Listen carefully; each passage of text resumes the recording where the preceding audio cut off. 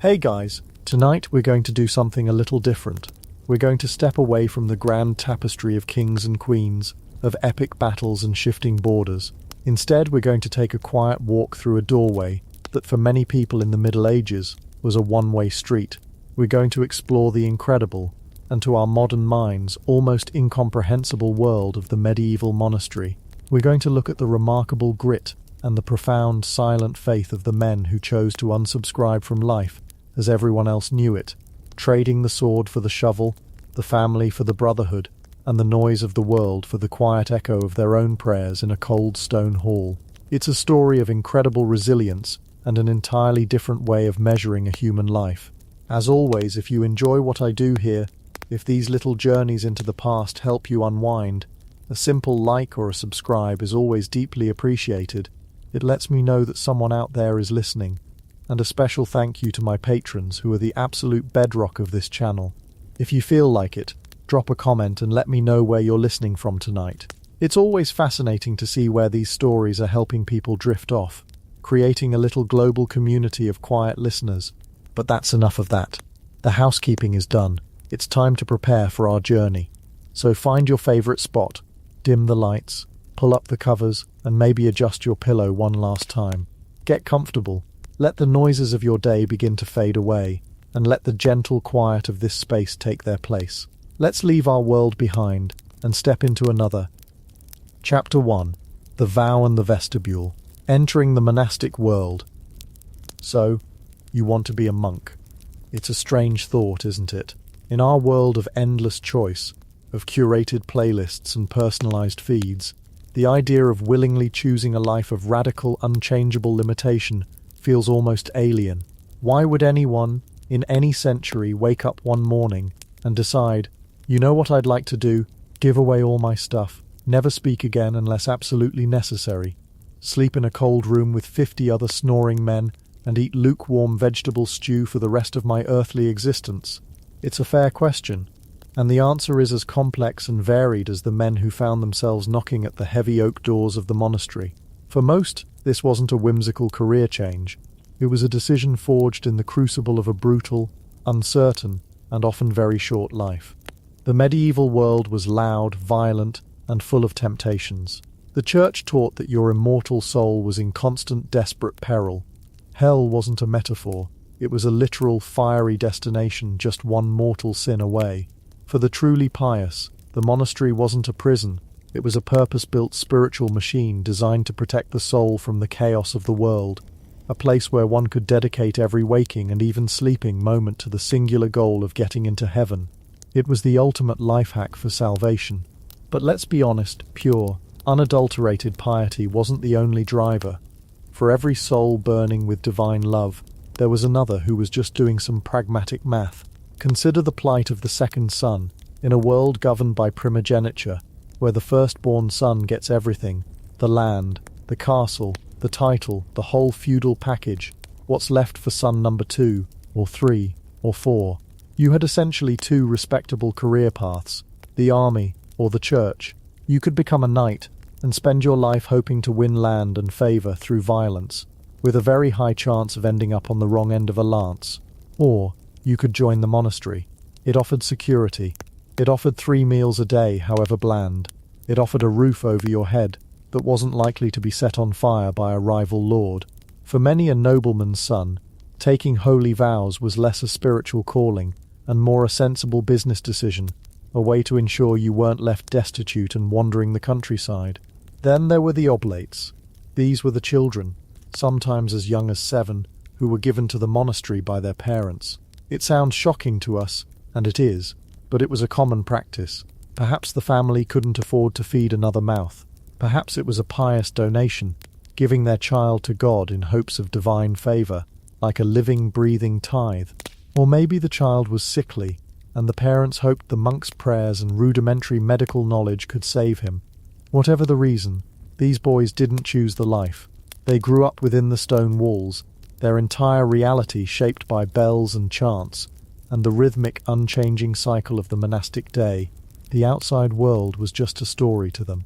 And of course you had the penitents, the old warrior king, his hands stained with a lifetime of violence, now seeking to wash his soul clean in his final years.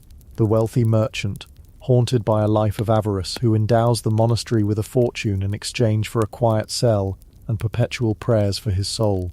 For them, the monastery was a kind of spiritual retirement home, a place to balance the books with God before the final audit. And finally, there were the few who came for reasons we might recognize: a desire for peace, for quiet, for a life of the mind. In a largely illiterate world, monasteries were the guardians of knowledge. They were the libraries, the universities, the publishing houses, all rolled into one. If you had a scholarly inclination, a burning desire to read the works of the ancients, or to spend your days carefully copying manuscripts, the cloister was the only place to be. It was an escape, not just from sin, but from the sheer grinding ignorance and chaos of the age. So whatever your reason, piety, poverty, parental decree, or simple exhaustion with the world, you find yourself standing before the gate. It's a massive, imposing thing of wood and iron, designed to keep the world out and the sacred space within pure. There's a small grate, a Judas window, and after you pull a rope that rings a distant bell, a face appears. This is the porter, an older monk, whose job is to be the monastery's first line of defense. He'll ask you your business in a low, quiet voice. You state your intention. You wish to renounce the world and serve God. He doesn't swing the gate open with a welcoming smile. His expression is one of careful, weary consideration. He's seen men like you before. Some last, most don't. He'll likely leave you waiting outside for a good while. This is the first test, the test of patience. Are you willing to stand here, in the dust or the rain, for an hour, 2 hours? If your desire is a fleeting whim, you'll give up and wander off. If you're serious, you will wait. Eventually the gate creaks open, and you're led, not into the beautiful central cloister you may have imagined, but to a simple guest house, or a small, austere waiting room just inside the walls. Here, you will wait again, for days, maybe. You'll be given simple food. You'll be observed. The monks want to see if you're a fugitive from justice, a debtor on the run, or just someone looking for a free meal. This is the monastery's HR department conducting its initial screening. If you pass this vague, silent period of observation, you'll finally be granted an audience with the abbot. The abbot is the spiritual father of the community, an elected official who holds absolute power within the monastery walls. His word is law. His judgment is final. You will be brought before him in his private study, or in the chapter house. He will look at you, truly look at you, and he will ask you one fundamental question in a dozen different ways. Why are you here? He is trying to discern the spirit of your calling. He's heard every story, every justification. He's looking for the seed of genuine commitment. He will probably do his best to talk you out of it. He will paint a grim picture of the life you seek. He will speak of the freezing nights, the back-breaking labour in the fields, the bland food, the endless prayers, the soul-crushing obedience required. He is, in essence, making you read the terrible terms and conditions of the contract before you click "I agree." If after all this you remain resolute, you may be accepted as a postulant.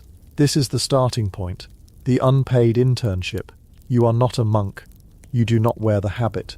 You are given the most basic functional tunic, and you are put to work. You are a guest who is being tested. You'll live separately from the main community, perhaps in the guest house or a dedicated cell. Your job is to do whatever you're told. You'll scrub floors.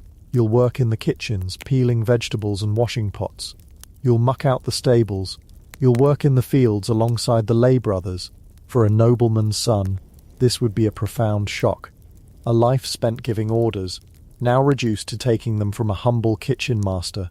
Hands that had only ever held a sword or a goblet were now calloused from a hoe and chapped from harsh lye soap. The Rule of Saint Benedict, the foundational document for Western monasticism, is very clear about this. It emphasizes humility through labor. Idleness, Benedict wrote, is the enemy of the soul, and so they keep you busy. But the physical labor is only half of it. The other half is the shock of the schedule and the silence. The monastery runs on a rhythm of prayer that has nothing to do with the sun or the seasons, but with the divine timetable of the canonical hours. You will be woken in the pitch-black cold, long before dawn, by the sound of a bell. This is for vigils, the first and longest service of the day. You will stumble out of your simple bed, your breath pluming in the frigid air, and make your way to the back of the church. You are not yet worthy to sit with the choir monks. You stand in the shadows, listening to the disembodied sound of Latin chants rising and falling in the darkness. Then another service at sunrise, lauds, then prime, then terce, sext and none, marking the 3rd, 6th and 9th hours of the day, then vespers in the evening, and finally compline, the last prayer before bed. Each service is a collection of psalms, hymns and readings. This cycle, this opus dei or work of God, is the skeleton upon which the entire monastic life is built. Everything else, eating, sleeping, working, is fitted in around it. As a postulant, you are learning to subordinate your own bodily rhythms to this divine one. You are hungry, but you cannot eat until the bell rings for the refectory. You are exhausted, but you cannot sleep until after compline. You want to speak, but you cannot. A profound and heavy silence governs most of the monastery for most of the day. It's not just the absence of noise, it's a spiritual discipline, a tool to quiet the mind and allow one to listen for the voice of God. For a newcomer from the boisterous medieval world, this silence would have been deafening. You will do this for several months. Many don't make it. The harsh reality of the life is too much. The romantic ideal of a peaceful, contemplative existence collides with the brutal truth of cold floors, constant fatigue, and the loss of all personal agency. Those who quit are simply shown the door. There is no shame in it. In fact, the abbot likely expected it. But if you persevere, if you show humility, diligence, and a quiet spirit, if you endure the labour and the cold and the silence without complaint, if the abbot and the novice master believe your calling is true, then you are ready for the next step. You will be brought before the community in the chapter house and formally accepted as a novice. This is a significant moment. You are brought into the novitiate, the monastery schoolhouse. You are finally given a habit, the simple woolen robe that is the uniform of the monk. It might be a different colour, perhaps white or grey, to distinguish you from the professed monks in their black or brown robes, but it is a uniform nonetheless. You are now officially in training. You have 1 year. 1 year to learn the entirety of the Rule of St. Benedict by heart. 1 year to learn the complex rituals of the liturgy, the hundreds of psalms and chants, the subtle gestures and postures of communal prayer. 1 year to prove beyond any doubt that you are worthy. Your guide through this year is the novice master. He is typically an older, wiser monk, chosen for his sternness but also his deep understanding of the human soul. He is your teacher, your confessor, your drill sergeant, and your spiritual psychologist all in one.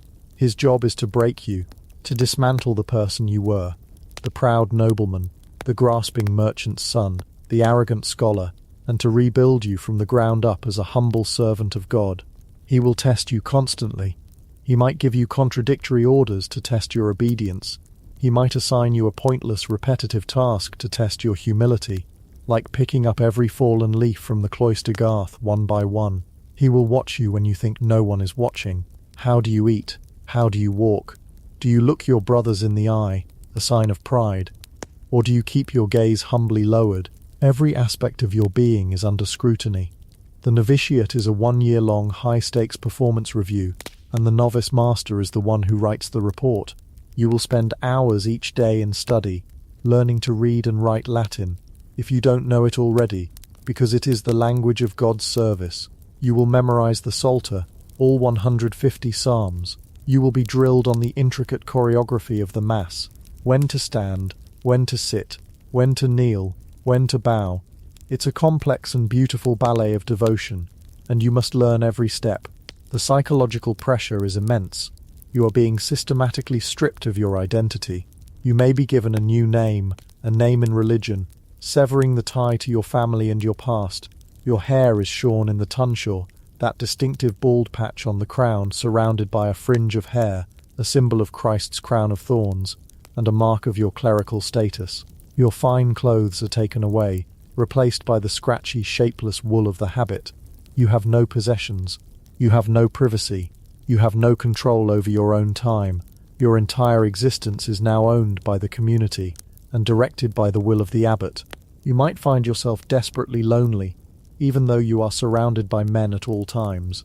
The rule of silence means there is no casual chat, no sharing of stories, no forging of easy friendships. Your relationship is with God, and with the community as a whole, not with individuals.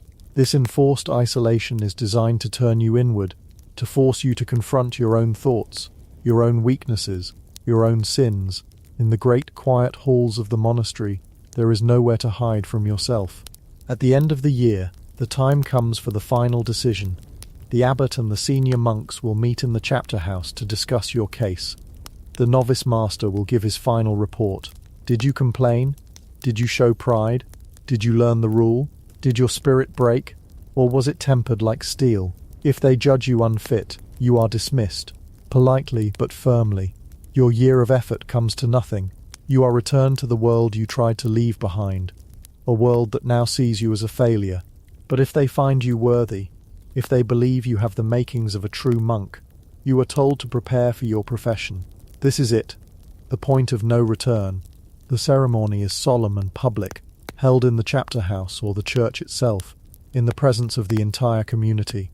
You are brought forward and you will lie prostrate on the stone floor before the altar, a gesture of ultimate submission, of making yourself as dust before God. And then you will make your vows. You will read from a charter that you have written yourself, in your own hand, a legal and spiritual contract between you, the monastery, and God. And you will promise 3, or sometimes 4, fundamental things. First, you vow poverty, popetas. This is more than just not being rich. This is the complete renunciation of all personal property. Everything you have, from the shoes on your feet to the spoon you eat with, belongs to the community. If the abbot tells you to give your robe to another brother, you do it without question, because it was never yours to begin with. You will never own anything again. In an age defined by the desperate acquisition of land and wealth, this was a profoundly countercultural act. It was a declaration that the things of this world are meaningless. You are spiritually untethered from the material. Think of it as the most extreme form of minimalism imaginable. You don't just tidy up your possessions, you liquidate your entire concept of mine. Second, you vow chastity, castitus. This is the one everyone knows about, the promise to forsake all carnal pleasure, to remain celibate for the rest of your life. In the medieval Christian worldview, the flesh was a constant source of temptation, a dangerous, unruly thing that could drag the soul down to hell. This vow was a spiritual armor against that danger. It was a way of redirecting all of that human energy, all of that passion and desire, towards a single object, God. It was not easy. The writings of monks are filled with their struggles against temptation, their wrestling with the basic human wiring they were trying to override. This was a daily, hourly battle fought in the quiet of their own minds. Third, you vow obedience. Obedience. In many ways, this was the hardest vow of all. It was the promise of absolute, unquestioning obedience to the abbot, and through him to the rule.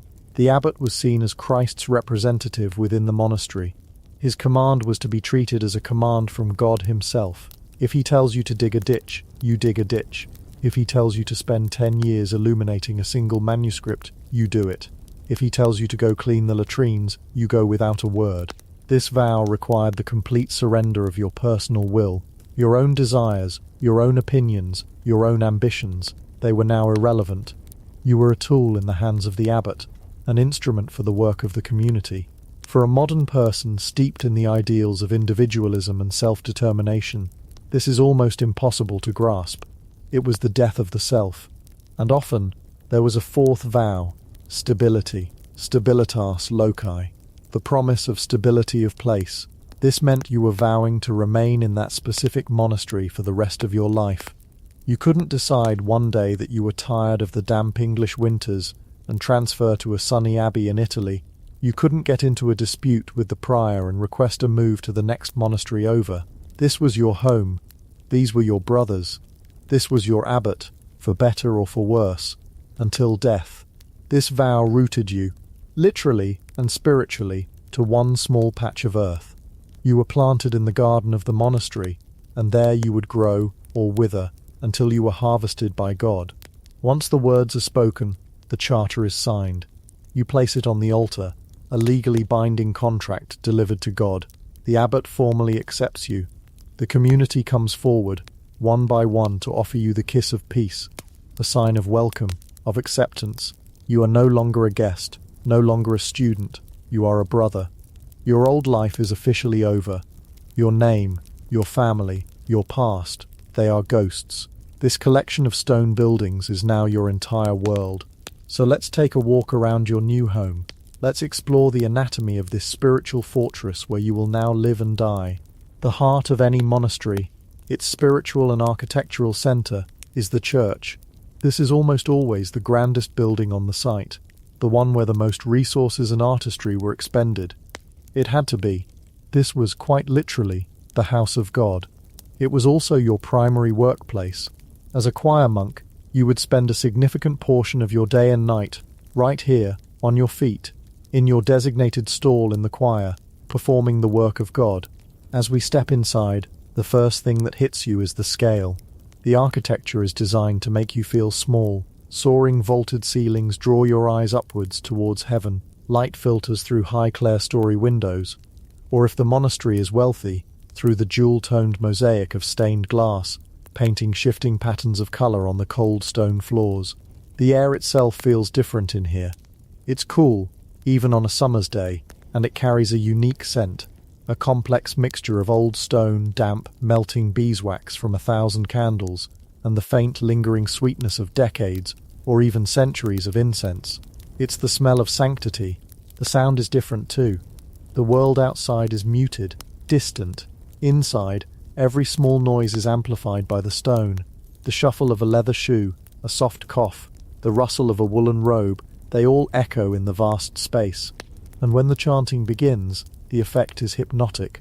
The combined voices of the monks, singing the psalms in unison, are shaped and magnified by the architecture, creating a sound that seems to come from all around you, to vibrate in your very bones. This space was engineered for acoustics. It was a finely tuned instrument, and the monks' voices were the players.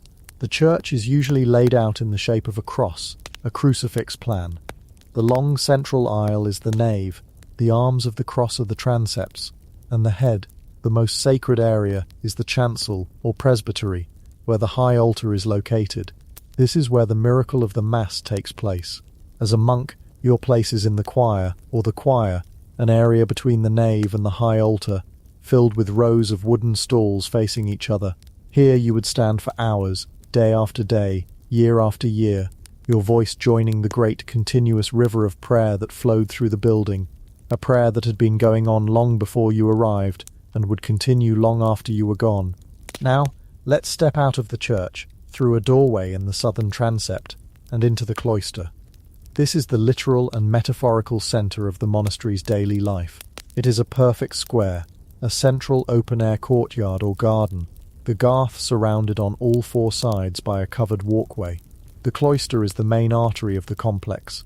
Its covered walkways act as corridors, connecting all the most important buildings. The church, the chapter house, the refectory, the dormitory. You could get from any one of these places to the other, without ever being exposed to the rain or snow. But it was so much more than a hallway.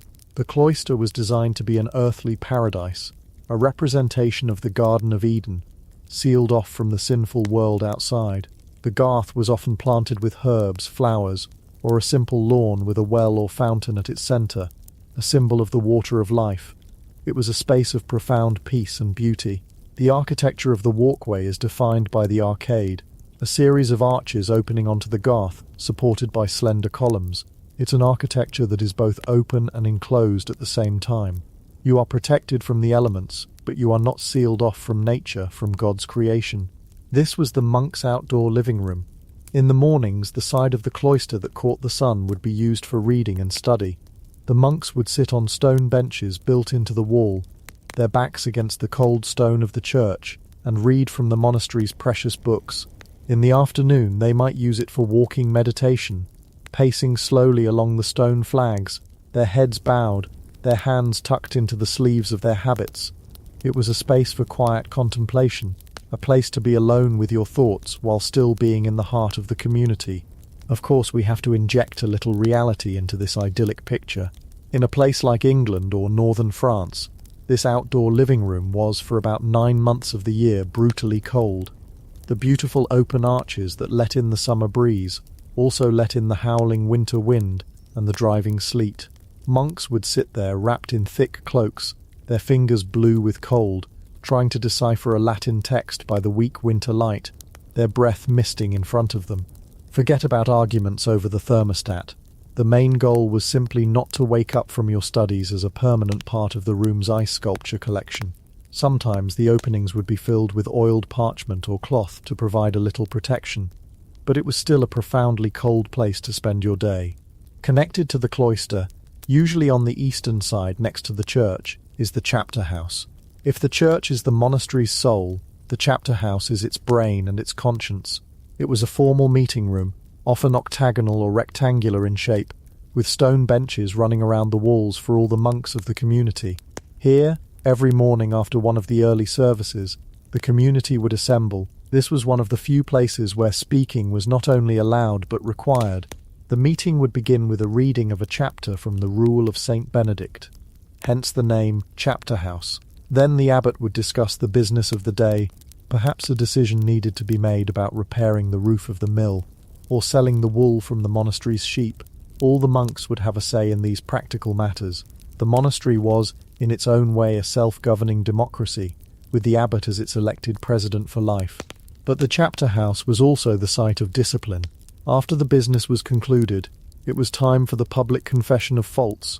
This was a core part of the Benedictine practice of humility. Monks were expected to voluntarily stand up before their brothers and confess any minor infractions of the rule. Maybe they overslept and were late for vigils.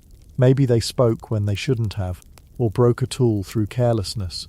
They would confess their fault, and the abbot would assign a penance, perhaps a period of fasting, or the recitation of extra psalms. More serious, however, was when a monk was accused by another. If a brother saw you dozing during a service, or taking an extra piece of bread at dinner, he was spiritually obligated to report you in the chapter meeting. You would then be judged by the abbot in front of everyone.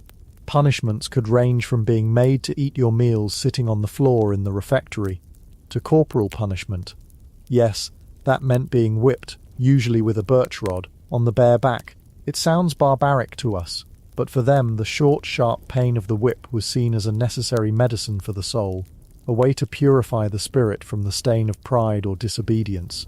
The daily meeting in the chapter house was a powerful tool for maintaining order and reinforcing the absolute authority of the rule in every aspect of a monk's life. There was no hiding. Your life was an open book, and your brothers were your editors. From the chapter house, let's move along the cloister walk to the refectory, or the dining hall. This was usually a long, high-ceilinged hall, similar in proportion to the church, located on the side of the cloister opposite the church. It was where the community took its meals together. As you enter, you see long wooden tables and backless benches, all arranged so that the monks sat facing one another. There's a raised table at one end for the abbot and his senior monks. The whole setup looks a bit like a school cafeteria, but the atmosphere could not be more different. The most striking thing about a monastic meal was the silence. Eating was not a social occasion. It was a functional, solemn act of refueling the body so it could continue the work of God. Conversation was strictly forbidden. The only sound was the clinking of spoons against wooden bowls, and the voice of a single monk, the designated reader for the week, who stood at a lectern or pulpit built into the wall. He would read aloud from the Bible or the lives of the saints for the entire duration of the meal. The idea was to feed the soul at the same time as the body, to ensure that even while eating, the minds of the monks were occupied with sacred thoughts, not idle chatter or complaints about the food. And they would have had plenty to complain about. The monastic diet was, what we might politely call, extremely limited. The rule of Saint Benedict forbade the eating of meat from four-legged animals, unless a monk was gravely ill. So the diet consisted mainly of bread, lots of bread, a thick vegetable soup or pottage, beans, cheese, eggs and fish, if the monastery was lucky enough to have a river or a well-stocked fish pond. They drank ale or weak wine as water was often unsafe. There were generally 2 meals a day in the summer and only 1 in the winter. It was a diet designed for survival, not pleasure. It was intentionally bland, intentionally repetitive, just another way of taming the desires of the flesh. A modern foodie would have considered it a culinary nightmare, but for the monk, it was just Tuesday. After the evening meal and the final prayer service of Compline, it was time for sleep. Following a procession from the church, the monks would ascend a staircase, often leading directly from the church or the cloister, up to the dormitory, or daughter. Our modern word dormitory comes directly from this. Forget any idea of a cosy private bedroom. The monastic dormitory was a vast open hall, essentially a loft, located on the second floor, usually above the chapter house and the warming room, one of the few heated spaces in the monastery. Inside this long, dark hall were the monks' beds, and bed is a generous term. For most of the medieval period, it would have been a simple straw-filled mattress, a pallet, laid out on the floorboards. Later they might have simple wooden bed frames. There were no partitions, no curtains, no privacy whatsoever. You slept in a long row, side by side with all of your brothers. The abbot slept in the same room, his bed positioned so he could oversee everyone. The monks slept in their clothes, their day habits, so they would be ready to rise for the night services at a moment's notice. The room would have been cold, draughty, and filled with the sounds of 50 or 100 men sleeping. The symphony of snores, coughs, wheezes, and the occasional nightmare-fueled muttering would have been the constant soundtrack to the night. You think your roommate is loud. Try sleeping next to 50 men who all snore in Latin. This communal sleeping arrangement was again by design. It was a powerful deterrent against sloth and private sin. It reinforced the idea that your life was not your own. It was lived completely in public, under the watchful eyes of your brothers and your abbot, 24 hours a day. There was no personal space, no private sanctuary to retreat to. The community was everything. And so you lie there on your scratchy straw pallet in the immense cold darkness of the daughter. The faint moonlight filtering through a high, unglazed window offers the only light. You can hear the wind howling outside, rattling the roof tiles. You can smell the faint, musty scent of old wool, straw, and the collected humanity of the room. You can feel the deep, penetrating chill coming up from the stone walls. Your former life, the warmth of a family hearth, the taste of roasted meat, the freedom to wake and sleep as you please. It all feels like a dream, like something that happened to another person in another lifetime. You are not that person anymore. You are a brother, a cog in this great praying machine. Your identity has been subsumed into the community. Your will has been surrendered to the abbot. Your body has been disciplined by labour and fasting. Your days and nights are now governed not by your own desires but by the tolling of a bell, calling you to prayer again and again. Here, in the profound shared silence of the dormitory, you close your eyes, but you don't sleep for long. In just a few hours, that bell will ring again, calling you out of your brief rest, back to the cold church, to begin the cycle all over again in the deep, impenetrable darkness before the dawn. Chapter 2. The Rhythm of the Bells. A Day in Canonical Hours. And there, in the deep, impenetrable darkness before the dawn, the sound comes. It is not a gentle coaxing from the world of dreams. It is not the polite, programmable melody of a modern alarm. It is the sound of bronze striking bronze, a single, insistent, commanding note that slices through the cold air of the dormitory. It is the voice of the sacristan's bell, and it is the voice of God. For a moment suspended between the warmth of your straw-filled mattress and the raw chill of the room, you are nothing but a listening creature. The bell does not ask for your opinion. It does not care if you are in the midst of a pleasant dream, or if your limbs ache from yesterday's work in the scriptorium. Its command is absolute. Rise. This is the beginning of the Opus Dei, the work of God.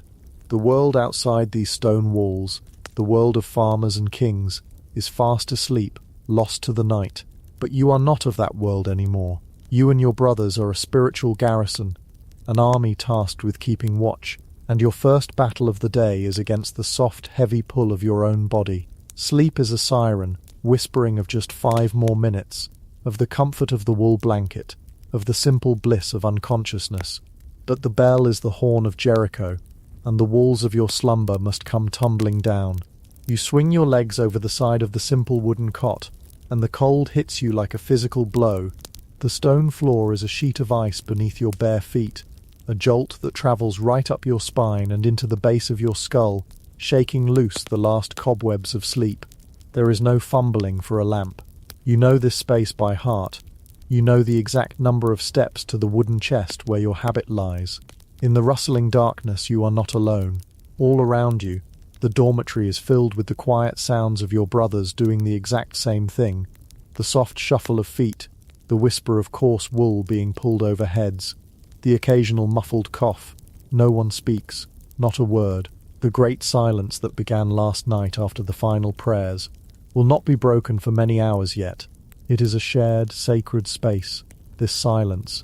It amplifies the small sounds, making the collective act of waking and dressing feel like a secret, synchronized ritual. Your habit is heavy and smells faintly of damp wool, old incense, and the honest scent of a body that does its own labor. It's not a cozy garment. It is a uniform, a tool. Its scratchiness is a constant, low-level reminder of your vows, a little hair shirt for the soul. Pulling the cowl over your head feels like formally stepping into your role. The world narrows to the small oval of your vision. You are now just one of a long line of hooded figures, individuality submerged in the collective identity of the community. You make your way out of the dormitory and into the cloister, the covered walkway that frames the garth, the open-air garden at the heart of the monastery. And here the cold deepens. It is a living thing, a predator that seeks out any sliver of exposed skin at your wrists or neck. The moon, if there is one, might be casting long skeletal shadows of the arches across the flagstones, or perhaps it is a starless, ink-black night, and you navigate by memory and the faint glow of a single tallow lamp burning at the far end, its small flames sputtering bravely against the vast darkness. The air is so cold it feels sharp in your lungs. You can see your own breath, a pale ghost in the lamplight. This is the hour of the wolf, the deepest part of the night, a time when the veil between worlds feels thin. It is a time for demons and doubts, and that is precisely why you are awake. You file into the church. Inside, it is somehow even colder than the cloister. The sheer volume of the space, the immense height of the stone vaulting overhead, turns the building into a massive reservoir of cold. It is a deep, ancient, subterranean chill that emanates from the very stones, a cold that has been accumulating here for centuries. There is no comfortable heating system, no thermostat to argue over. There is only the vast, silent, holy cold. A few candles flicker on the high altar, their light too weak to offer any real warmth, serving only to make the surrounding darkness seem deeper, more absolute. The shadows they cast are immense, turning the familiar statues of saints into towering, mysterious figures, and the pillars into the trunks of a petrified forest. You find your place in the choir stalls, the wooden seats lining the sides of the chancel.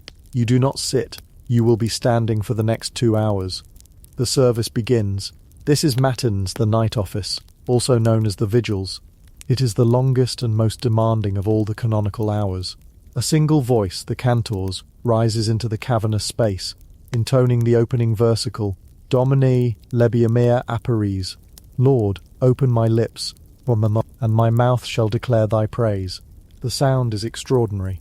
In the resonant stone box of the church, the combined voices of the monks take on a weight and texture they do not possess individually. The Gregorian chant is not music in the way you might think of it.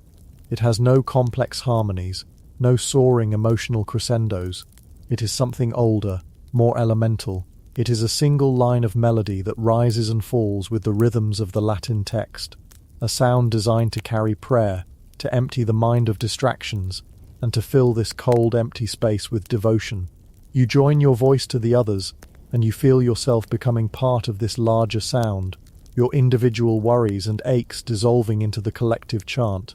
The structure of Matins is a marathon.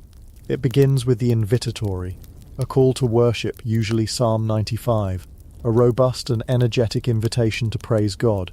Then comes a hymn, and then the core of the service, the psalms. You and your brothers will recite a dozen psalms, divided into sections called nocturnes.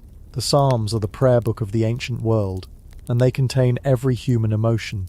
There are psalms of joyous praise, psalms of desperate pleading, psalms of rage against enemies, psalms of quiet trust, chanting them in the dead of night. You are not merely reciting ancient poetry, You are participating in a conversation that has been going on for thousands of years. You are speaking the same words that David spoke, that Christ himself would have prayed. Some nights the words flow easily, their meaning clear and powerful. Other nights they are just sounds in the dark, and the effort to stay focused is immense. Your mind wanders. You think about the ache in your lower back from standing so long. You remember a line of text you were struggling to copy in the scriptorium yesterday. You wonder what the precentor will say about your small mistake in the chant last evening. And then you catch yourself, and you pull your focus back to the words, to the rise and fall of the melody, back to the work at hand. Between the sets of psalms are the readings. A designated brother moves to the lectern, a single candle illuminating the large hand-copied book before him. He reads first from the Old Testament, the stories of the patriarchs, the laws of Moses, the fire of the prophets. Then he reads from the writings of the Church Fathers, the sermons of Augustine, the letters of Jerome, the commentaries of Gregory the Great. These are not read for entertainment. They are lessons, theological deep dives that require intense concentration. Listening to the complex Latin arguments while your body is screaming for sleep and the cold is gnawing at your bones is an act of profound spiritual discipline.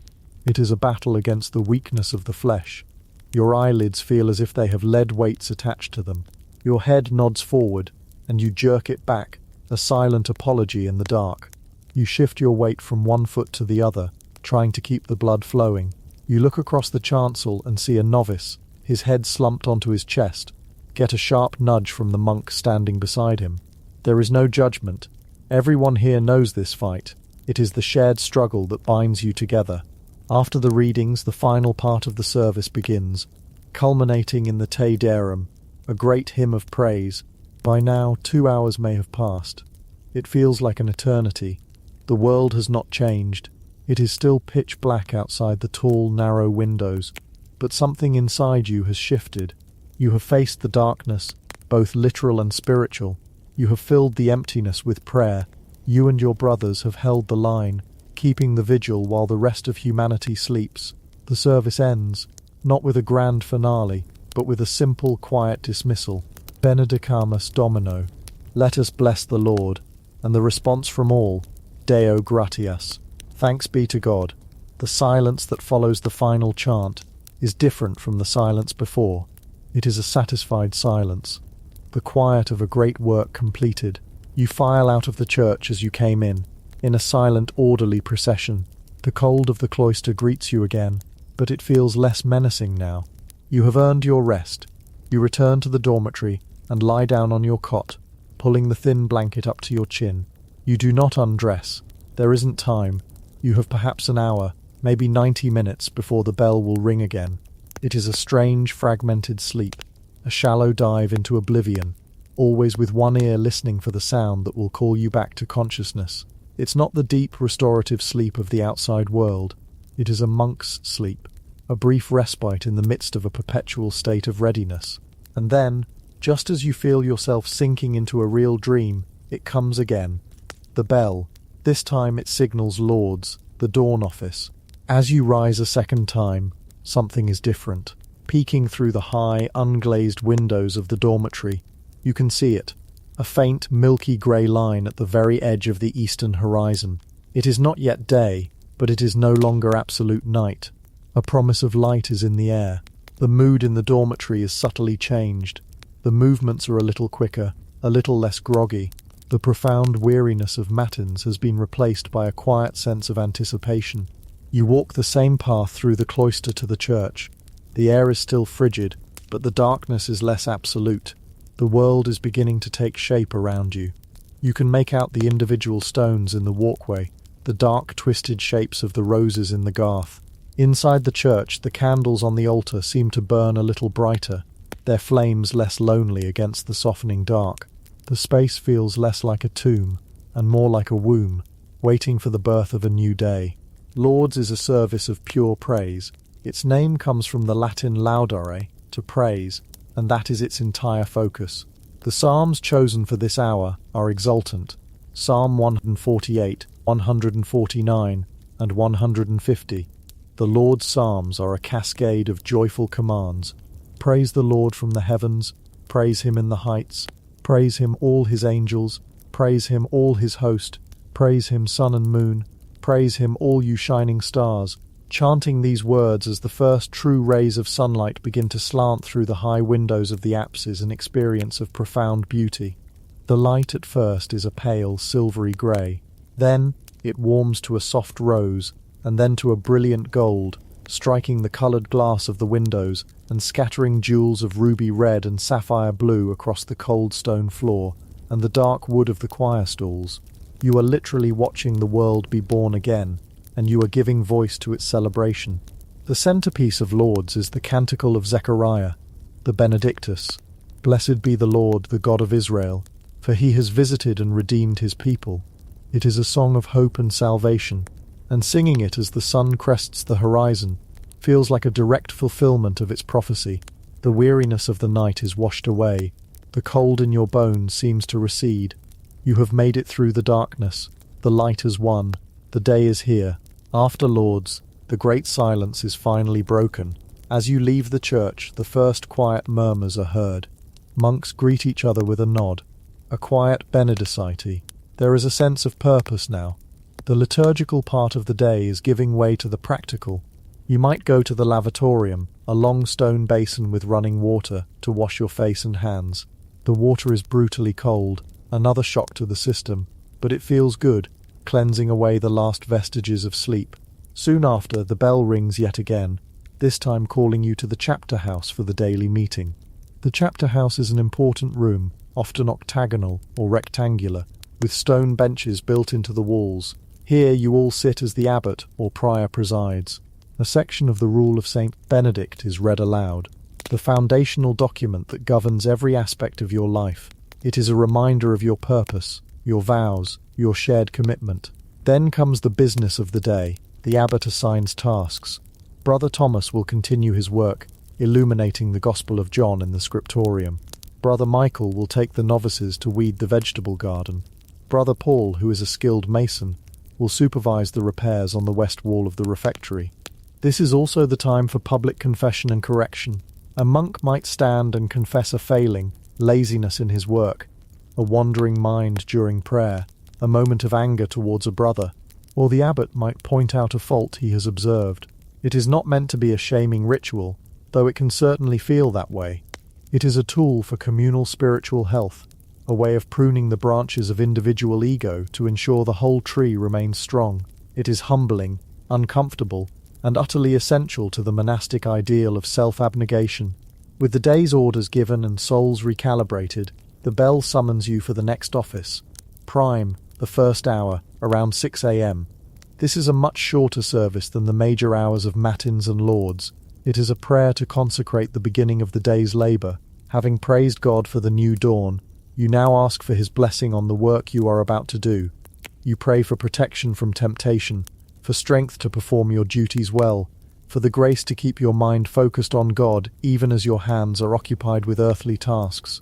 The psalms are short, the prayers are direct. It is a practical, efficient service, a spiritual tool belting before heading off to the workshop, the fields or the library. And then the day's work truly begins. For the next 3 hours, the monastery is a hive of quiet, focused activity. If you are a scholar, you go to the scriptorium. This is a long, narrow room, often on the south side of the cloister to catch the best light. There are no cosy armchairs or angle-poised lamps. You sit on a hard wooden bench at a slanted desk. The room is silent, save for the scratching of quill on vellum, the quiet rustle of a turning page, the occasional soft cough. Your task is one of sacred preservation. You are copying a text, a Bible, a work of philosophy, a history. It is painstaking, finger-cramping work. You mix your own inks from oak galls and charcoal. You carefully rule the page with a lead stylus, ensuring every line is perfectly straight. Then, letter by painstaking letter, you copy the text from your exemplar. A single mistake can ruin a whole page of expensive vellum, a page that represents the skin of an entire calf. The pressure is immense. The concentration required is absolute. Your world shrinks to the tip of your quill, to the curve of a single letter S. Or perhaps your work is manual labour, the labourer that balances the aura, the prayer. You might be in the gardens, your back bent over rows of leeks and onions, your hands deep in the cool, dark earth. You might be in the bakehouse, covered in flour, kneading the heavy dough for the community's bread. You could be in the forge, the heat of the fire a welcome change from the chill elsewhere, the rhythmic clang of hammer on anvil echoing off the stone walls. Whatever the task, it is performed with the same mindful intention as prayer. Saint Benedict taught that to work is to pray. Labor est ora. Every weed pulled, every loaf shaped, every nail forged is an offering. Just as you become fully absorbed in your task, your muscles working in a familiar rhythm, your mind lost in concentration, the bell rings again. It is 9 a.m. time for terce, the third hour. You down your tools. You carefully cap your inkpot and clean your quill. You wipe the dirt from your hands. From all corners of the monastery, figures in black or brown or grey habits converge once more on the church. Terpe is another of the little hours. Like prime, it is short and functional. It is a deliberate interruption, a spiritual reset button for the morning. The work you were just doing, no matter how sacred, can easily become a distraction, a source of pride or frustration. The bell calls you back from that. It reminds you that the work is not the point. The reason for the work is the point. You gather in the choir, recite a few psalms, sing a short hymn, and say a prayer. The service might last only 15 minutes. It is a deep breath in the middle of a busy morning. You are reminding yourself and each other what you are truly about. Then it's over. You return to the scriptorium, to the garden, to the forge, and pick up exactly where you left off. Your mind cleared, your purpose renewed. The sun climbs higher in the sky, the light in the scriptorium becomes bright and clear, the chill of the morning begins to burn off, and in the fields the sun starts to feel warm on your back. The hours between terce and the next office are often the most productive of the day. Your body is fully awake, your mind is sharp from the morning's prayer and study. The monastery hums with the quiet energy of focused work. The abbot walks the cloisters, his footsteps silent, observing the brothers at their tasks. The novice master drills his young charges on the complexities of the chant. The cellarer takes inventory of the grain stores. It is an intricate, self-sufficient world, a complex machine with dozens of moving parts, all synchronized to the same divine clock. Then comes the noon bell. This is for sext, the 6th hour. The sun is at its zenith, directly overhead. It is the middle of the day. Once again, all work stops. You make your way back to the church, perhaps feeling a bead of sweat on your brow if the day is warm. The light inside the church is at its brightest, streaming through the high windows, illuminating every corner, banishing the shadows that dominated at matins. Sext is a prayer at the peak of the day, a moment to pause and find spiritual stillness amidst the glare and heat of the world. It is also, traditionally, the hour of the crucifixion, a sobering reminder that even in the brightest moments of life, the reality of sacrifice is ever present. The service is brief, following the same pattern as terso. A hymn, 3 short sections of a psalm, a chapter reading, and a concluding prayer. But its timing is crucial. Your stomach is likely rumbling. The smell of cooking may be drifting from the nearby kitchen. The main meal of the day is just after this service, and the temptation to rush through the prayers, to let your mind fixate on a warm loaf of bread and a bowl of pottage, is strong. Sext is therefore a test of discipline. Can you offer these 15 minutes to God with full attention, even when your body's needs are calling to you? Can you find the sacred center of the day, a point of perfect balance between the morning's labor and the afternoon's sustenance? After sext, you file not out of the church but towards the refectory, the communal dining hall. This is another large, high-ceilinged room, with long wooden tables and benches arranged in rows. You take your place in silence. The abbot sits at a head table. You stand with your head bowed, as a blessing is said over the food. Then you sit, and the meal begins, and it is eaten, like everything else, in complete silence. You might think a silent meal would be an awkward, uncomfortable affair, but here, it is a form of meditation. The only sound is the clatter of wooden bowls and spoons, the rustle of robes, and one other, crucial sound, the voice of the reader. Throughout the meal, a monk stands at a lectern and reads aloud from a spiritual text. This is not dinner conversation, it is nourishment for the soul, served alongside nourishment for the body. You learn to eat slowly, mindfully, your attention divided between the simple food in your bowl, perhaps a thick vegetable stew, coarse bread, some cheese, and on feast days, maybe fish or eggs, and the words being read. You are not just refueling your body, you are continuing the day's work of shaping your mind and spirit. Communication happens not through words, but through a complex system of hand gestures. If you need more bread, there is a sign for it. If you need the salt, there is a sign for that. It is a language of shared necessity, efficient and devoid of ego. After the meal, there might be a short period of rest, especially in summer, a brief nap, or some quiet reading in the cloister. Then it is back to work. The afternoon session begins. The sun has crossed the sky and is now beginning its long, slow descent towards the western horizon. The light in the scriptorium starts to fade. Your eyes might feel strained. In the fields, the heat of the day lessens, and the shadows begin to lengthen. There is a different quality to the afternoon's labour. The initial energy of the morning has been spent. Now it is a matter of endurance, of seeing the task through to its completion. At 3 p.m, the bell rings for none, the 9th hour. Again, the tools are set aside, the books are closed, the brothers gather in the church. The light is soft and golden now, slanting in at a low angle. None has a distinctly sombre tone. It commemorates the moment of Christ's death on the cross, the moment he cried out, "It is finished." The prayers and psalms reflect this. They speak of mortality, of the fading of the light, of the need for perseverance in the face of suffering and exhaustion.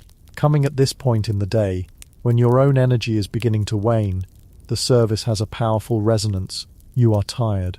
The end of the workday is in sight, but not yet here. None is a prayer for the strength to finish the race, to endure to the end. It is a moment of profound spiritual solidarity with the suffering of Christ, and it provides the fortitude needed to complete the final hours of work. After the short service, you return to your tasks for the last time. This final period of work is often shorter than the others. You are not starting new projects, but finishing what you began in the morning. You are tidying up the workshop, cleaning your tools, putting the vellum and inks away in the scriptorium. There is a sense of completion in the air, a winding down of the day's practical efforts. As the sun dips low, touching the tops of the trees or the distant hills, the bell rings for one of the most beautiful and beloved of all the offices, Vespers. This is the evening prayer. The day's work is officially over. You go to the lavatorium to wash the dust and grime of the day from your hands and face. You enter the church not as a labourer, but purely as a worshipper. The atmosphere inside is magical. The sun is setting, and the western windows of the church are set ablaze with orange, red and purple light.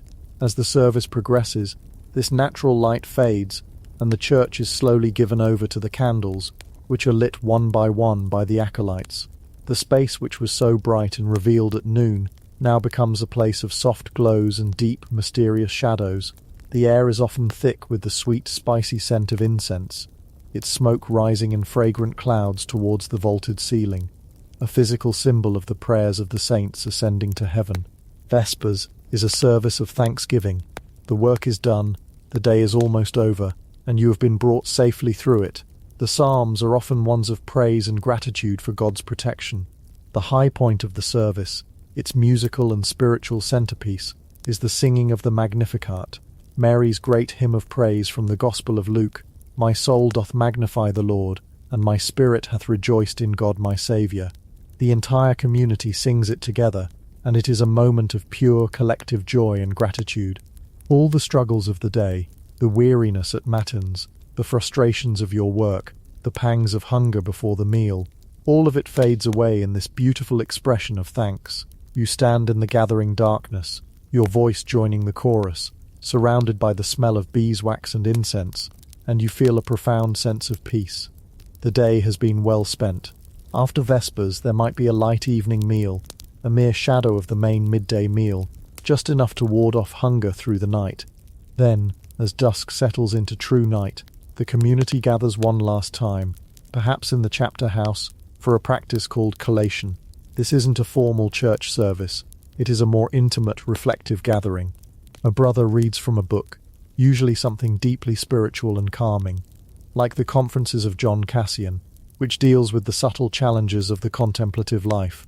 It is a time for quiet listening, a way to prepare the mind for the final prayers and the long silence to come. It is the community's shared bedtime story.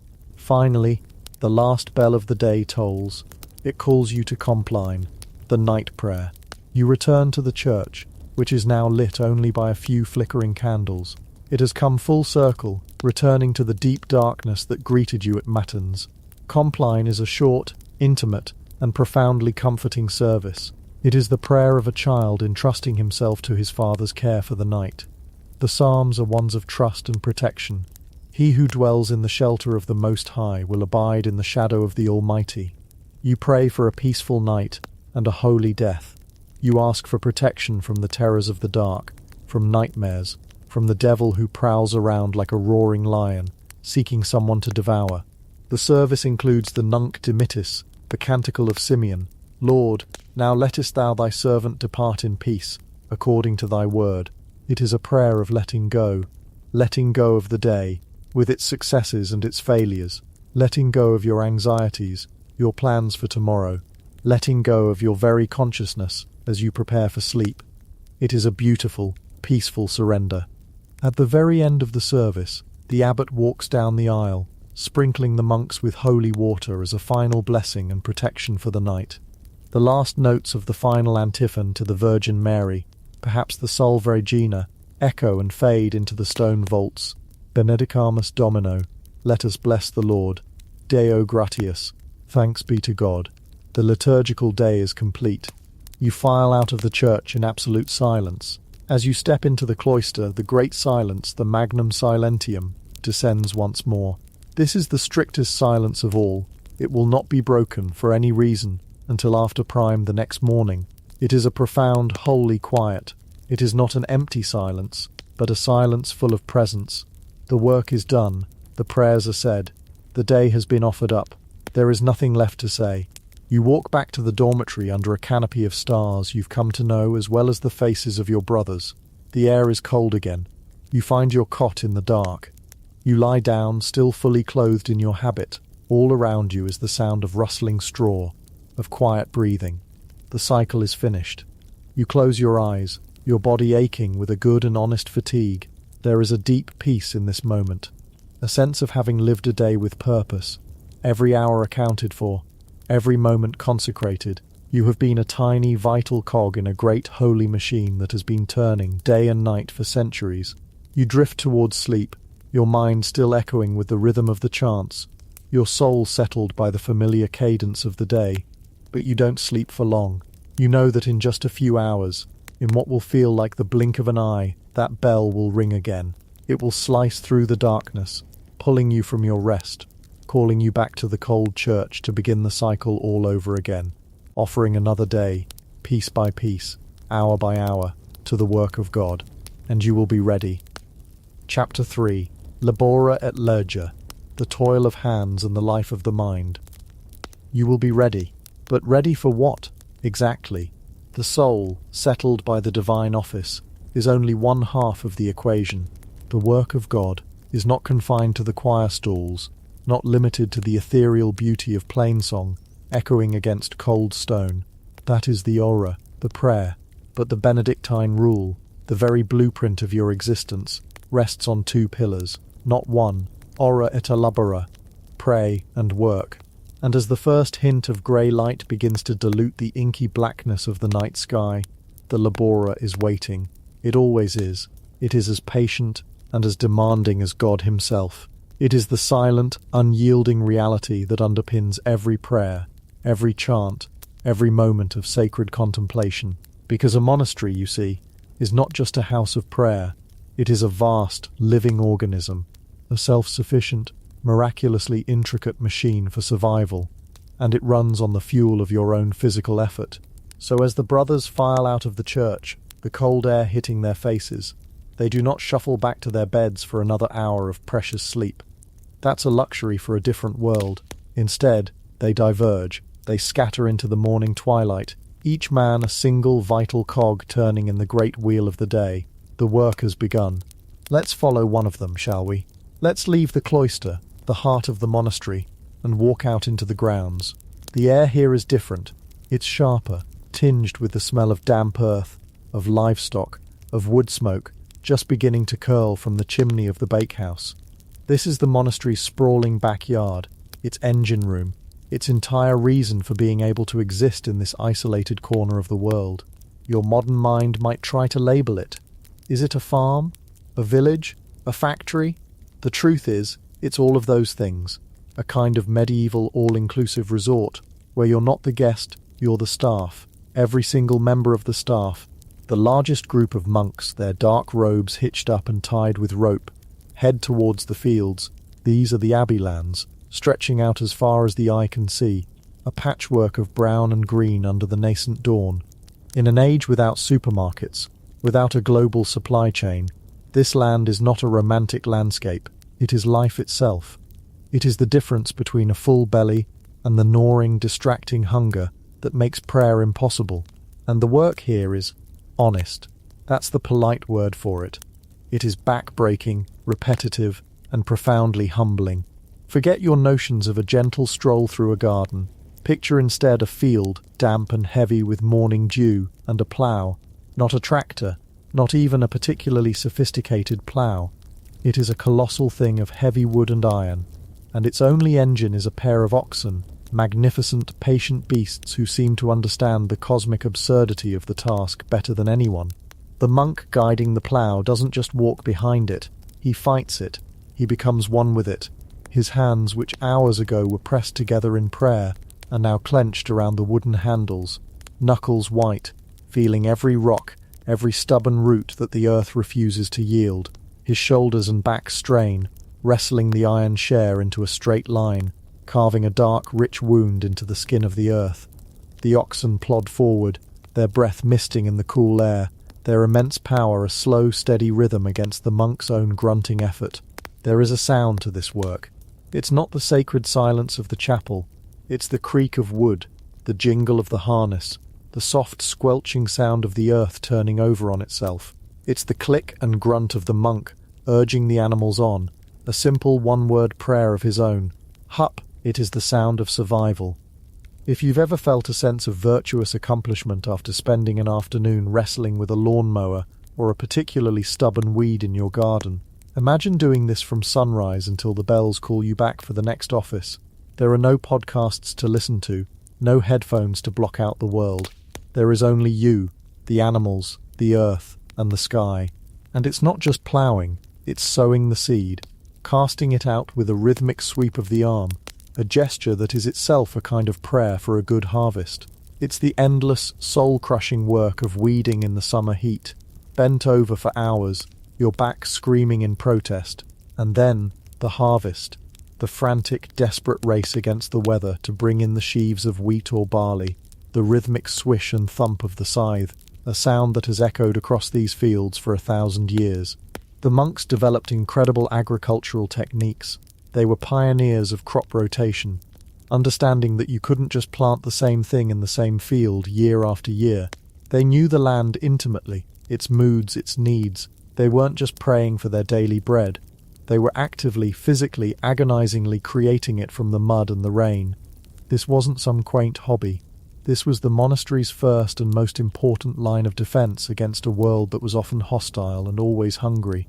Every stalk of wheat was a prayer answered, a testament to the fact that faith alone doesn't fill the grain store. Let's wander away from the fields for a moment, past the orchards where gnarled apple trees stand in silent, orderly rows, their fruit destined for cider that will warm the belly in the deep winter. Let's head towards that collection of large wooden buildings that smell, well, they smell alive. This is the domain of animal husbandry. The monastery was a complete ecosystem. What the fields couldn't provide, the animals did. You can hear the lowing of cattle from the byre, a long, low building filled with the sweet, hay-scented warmth of livestock. These are the monastery's dairy and meat supply. Milking was a daily chore, done in the dim light of dawn and dusk. The rhythmic sound of milk hitting the wooden pail, a gentle counterpoint to the animals' soft chewing. These animals were cherished, their health a constant concern. A sick cow was not an inconvenience, it was a potential catastrophe. Nearby is the pigsty. Let's be delicate here. In the medieval world, The pig was the undisputed king of recycling. It was the walking, snorting, garbage disposal unit of the entire monastic complex. Every scrap from the kitchen, every peel, every bit of waste that couldn't be used for anything else, went to the pigs, and in return, the pigs provided pork, a rich, fatty meat that was a godsend in the cold months. The smell is pungent. It's the smell of practicality, a reminder that nothing, absolutely nothing, goes to waste here. And then there are the sheep, grazing peacefully on the hillsides under the watchful eye of a lay brother or a junior monk. These sheep are walking wool factories. Their fleece, thick and greasy, is the raw material for the clothes on every monk's back. Shearing them is hot, difficult work, a wrestling match with a confused and uncooperative animal. But that pile of dirty wool, when washed, carded, spun and woven, becomes the rough, simple habit that is the uniform of your life. It is your shield against the biting winter wind, a wind that feels just as cold inside the stone walls of the church as it does out here in the open. And of course there are the chickens, scratching and pecking in their enclosures, providing a steady supply of eggs, a small, perfect protein package that was a cornerstone of the monastic diet, especially on days when meat was forbidden. Their clucking is a constant, gentle background noise to the life of the monastery, a sound so common it's barely noticed. Yet its absence would be felt immediately in the kitchens. This whole agricultural operation, this vast network of fields and animals, is managed with a level of organization that would impress a modern CEO. There is a cellarer, a monk, whose job is to oversee the entire provision of the monastery. He's the COO, the Chief Operating Officer, responsible for ensuring the granaries are full, the animals are healthy, and there's enough food to last the long, lean winter. His is a life of constant calculation, of planning, of worrying about rainfall and blight. His prayers are likely very specific. He doesn't just pray for humanity. He prays for a dry harvest season and for the pigs to stay healthy. But the work of Labora doesn't stop at the edge of the fields. The raw materials produced by the farm are just the beginning. The monastery is also an industrial park, a centre of production and technology that was, in many ways, far ahead of its time. Let's follow the sound of running water.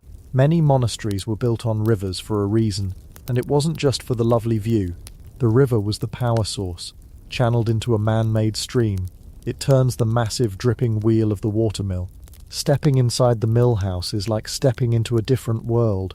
The air is thick with the fine, sweet dust of flour. The noise is immense, a deafening, rhythmic grinding and rumbling that shakes the very floorboards. The great millstones, massive discs of rock, turn against each other, crushing the wheat harvested from the fields into the fine white flour that will become the community's bread.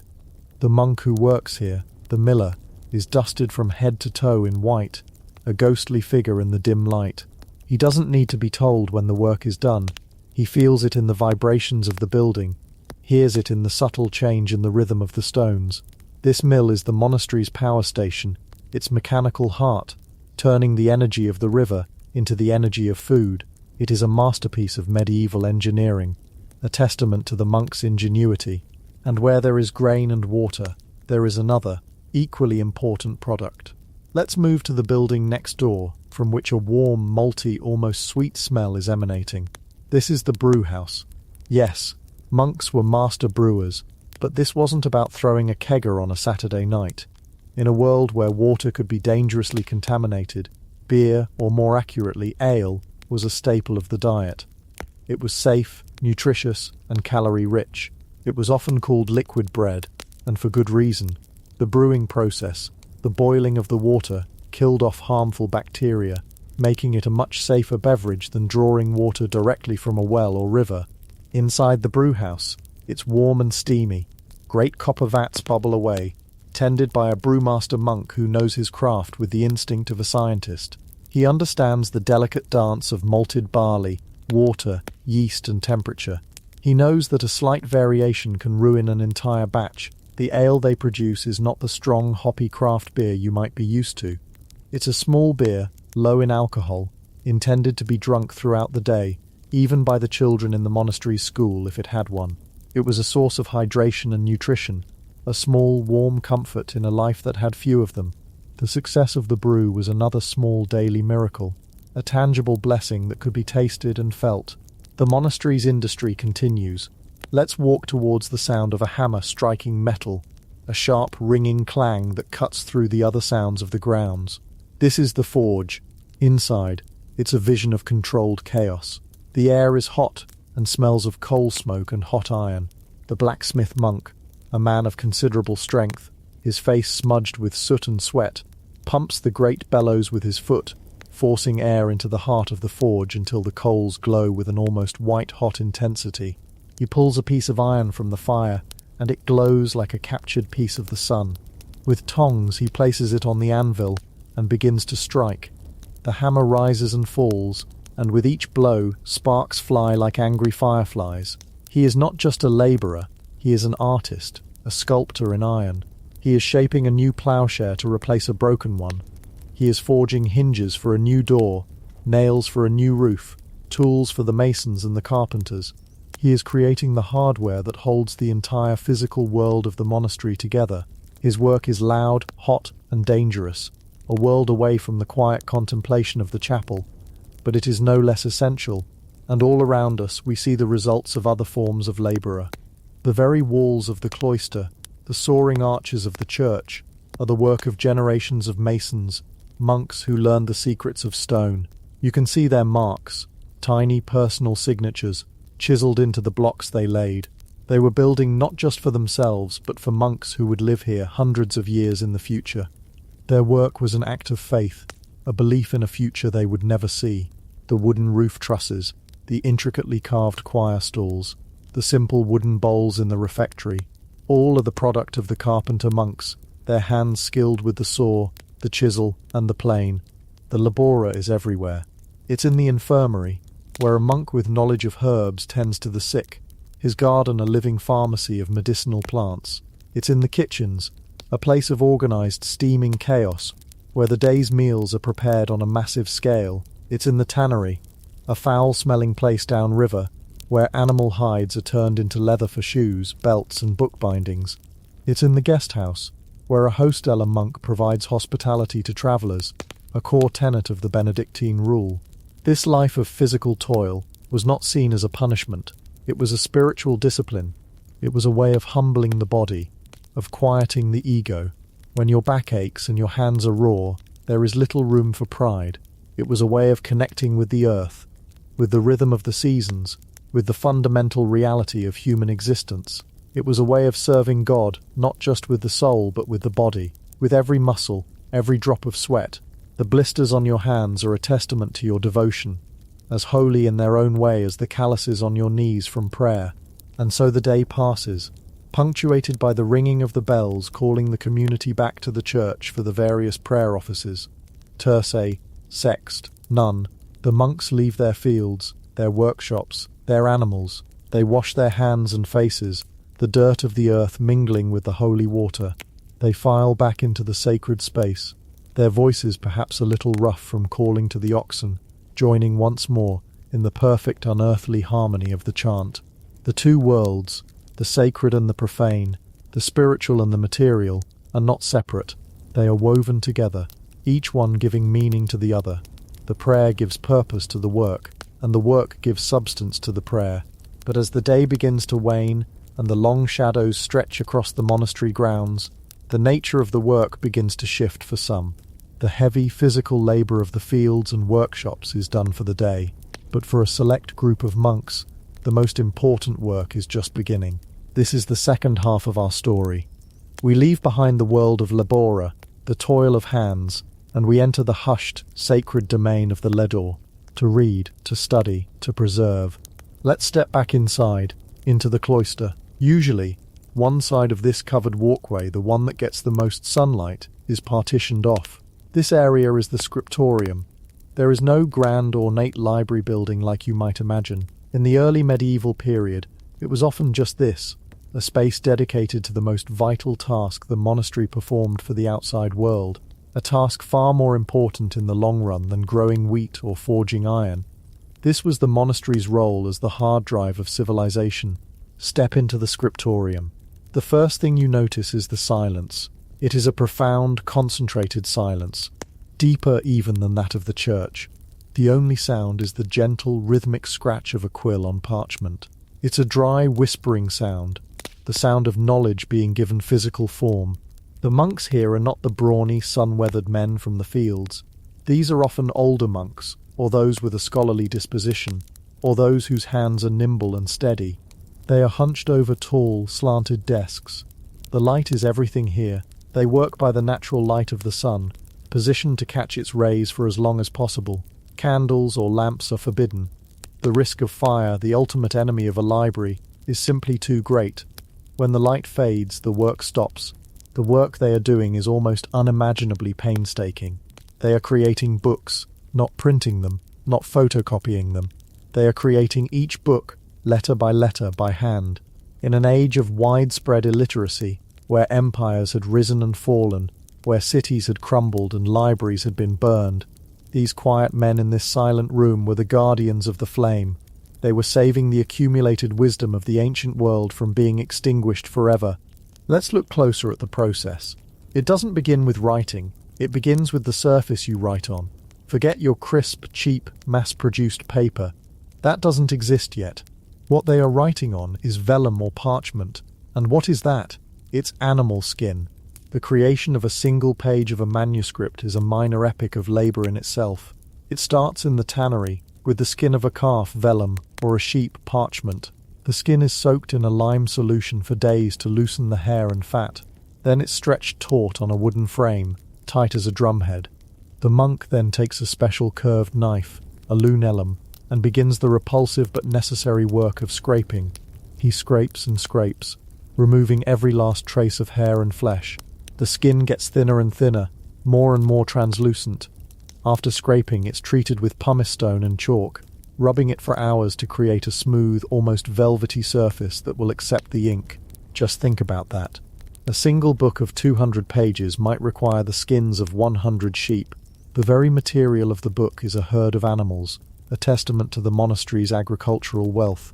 Each page you turn is the ghost of a living creature, transformed by immense, smelly and exhausting labour into a vehicle for ideas. When you hold a medieval manuscript, you are holding the result of a process that is both agricultural and alchemical. Now, let's look at the ink. This isn't something you buy in a bottle. You make it. The most common form is iron gall ink. It's a piece of medieval chemistry. You take oak galls, those strange round growths on oak trees caused by wasps, and you crush them into a powder. You mix this with water, and then you add ferrous sulfate, a mineral known as vitriol or copperas. Finally, you add a binder, usually gum arabic from the acacia tree. The result is a purplish-black liquid that, as it oxidizes on the page, bites into the parchment and becomes permanent. It's a messy, smelly process, and getting the consistency just right is an art form. Too thin, and it will bleed. Too thick, and it won't flow from the quill. And the quill itself. It's usually a primary flight feather from a goose. But you can't just pick it up and start writing. It must be cured, hardened by heating it in sand, and then sharpened with a small, very sharp knife. The original pen knife. The scribe has to constantly resharpen the point as he works. It's a delicate personal tool, and each scribe has his own preference for the angle and sharpness of the nib, which determines the character of his script. So, with his prepared parchment, his pot of freshly mixed ink, and his sharpened quill, the scribe begins. He is not, for the most part, composing new works. He is a copyist. Before him is an older book, the exemplar, perhaps borrowed from another monastery, perhaps a treasured part of his own abbey's collection that is beginning to fall apart. His job is to replicate it, perfectly. He rules the page first, using a sharp point to press faint, invisible lines into the vellum to guide his writing. Then he dips his quill and begins, letter by letter, word by word, line by line. His hand moves with a steady, practiced grace. The script is beautiful, a formal, elegant hand like Carolingian minuscule, designed for clarity and beauty. He doesn't think about the meaning of the words as he writes them. To do so would be to risk error. He is in a state of pure, focused transcription. He is a human scanner, a biological photocopier. The silence of the scriptorium is absolute. There are strict rules. No talking. If a scribe needs a new book to copy, He makes a specific hand gesture, mimicking the turning of pages. If he needs a liturgical text, he makes the sign of the cross. It is a silent, holy dance of scholarship, and the work is physically punishing. He is hunched over his desk for hours. His back aches. His eyes strain in the fading light. His hand cramps into a claw. Scribes would often write notes in the margins of their manuscripts, little pleas to the future reader. The work of writing is a great toil, one wrote. It dims the eyes, enfeebles the stomach, and cripples the back. Another finished his work with a sigh of relief. As the sailor longs for the harbour, so the scribe longs for the final line. And there was a constant fear of error. A moment's inattention, a sleepy nod, could lead to a skipped line or a misspelled word. There was even a belief in a specific demon, Titavilus, whose entire malevolent purpose was to cause scribes to make mistakes, collecting their errors in a sack to be read out on Judgment Day as evidence against them. This wasn't just a job, it was a spiritual battle fought on a battlefield of vellum. But it was not all just black ink on a pale page. For the most important books, the Bible, the Psalters, the Gospels, there was another stage, illumination. This is where the manuscript bursts into glorious, breathtaking colour. The illuminator was a master artist. He would leave spaces in the text for the artist to add intricate initial letters, beautiful borders, and even miniature paintings depicting biblical scenes. The materials for this were even more precious than the vellum itself. The colours were ground by hand from rare minerals, plants, and even insects. Blue came from lapis lazuli, a stone imported at incredible expense from the mountains of what is now Afghanistan. It was more valuable than gold.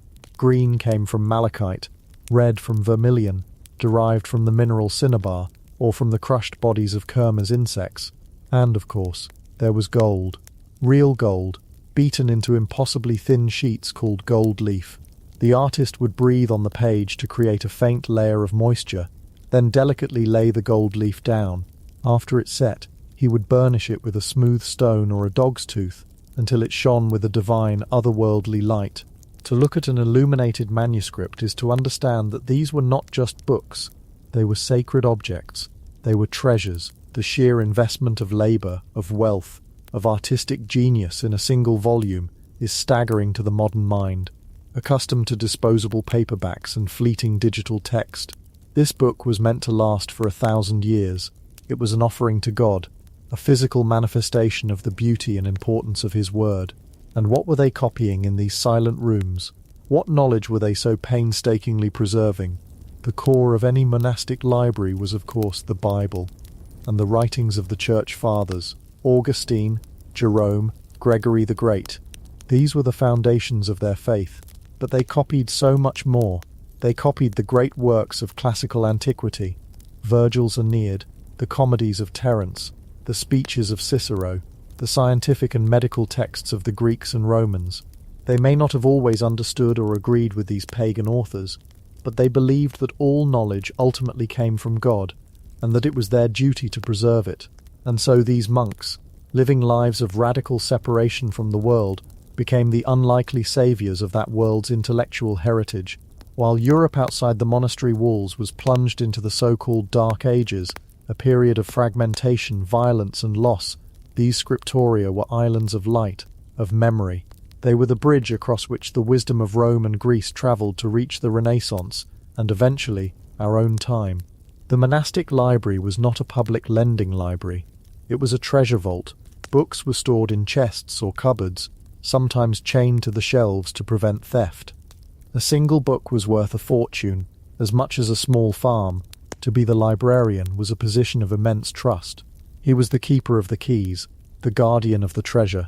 So picture our monk, his day's work done. He has spent hours in the field, his body aching from the plough. He has spent hours in the choir, his soul elevated by the chant. And now perhaps he has a short time before the final office of Compline, the last prayer of the day. He might be granted the privilege of sitting in the cloister, a book open on his lap, not one of the grand illuminated treasures, but a simpler, well-worn volume. He reads, his lips moving, sounding out the Latin words in a soft murmur. This is Lectio Divina, sacred reading. It is not reading for information but for transformation. He is not trying to get through the book. He is letting the book get through him. He chews on the words, meditates on a single phrase, letting it sink into his heart. In this moment, the two pillars of his life, Labora and Lege, come together. The physical tiredness in his body grounds him, keeps his mind from wandering. The words on the page give meaning to his toil, reminding him of the divine purpose behind every furrow ploughed, every stone laid, every word copied. His hands, calloused from the plough handles, are the same hands that gently turn the fragile vellum page. The life of the body and the life of the mind are one, integrated into a single unified purpose, the work of God. And as the light finally fails, and the bell for Compline begins its slow, solemn toll, he closes the book. The day's labour is over, the day's reading is done. He joins his brothers for the last time, their voices rising in the darkness of the church, commending their souls to God's keeping through the night. He will sleep now, a deep and dreamless sleep, the sleep of a man exhausted in both body and mind, but at peace. He rests, knowing that the grain is in the storehouse, the books are safe in their chests, and that the great, silent, breathing organism of the monastery is secure for another night.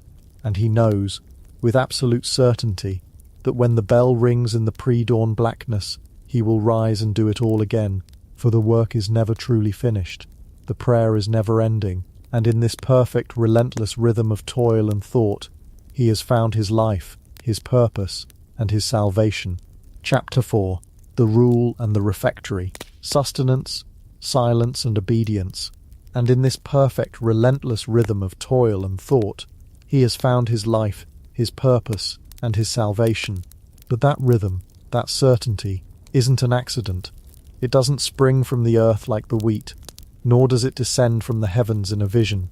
It is built, it is designed, it is an intricate piece of spiritual machinery, engineered with the precision of a master clockmaker, and the blueprint for this entire machine, the operating system for this whole communal life, has a name. It is the Rule of Saint Benedict. This little book, written a world away in 6th century Italy, is the silent, unassailable authority governing every waking and sleeping moment of our monk's life. It is his constitution, his employee handbook, and his troubleshooting guide for the soul. It isn't a fiery sermon.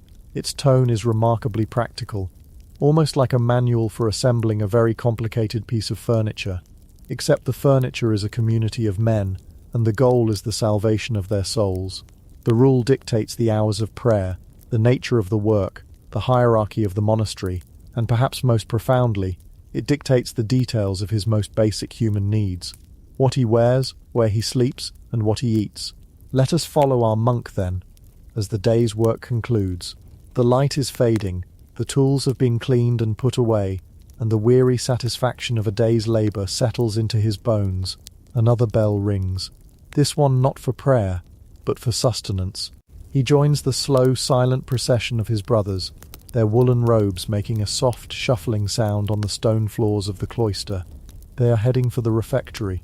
The refectory is the monastery's dining hall, but to call it that is like calling a cathedral a large room.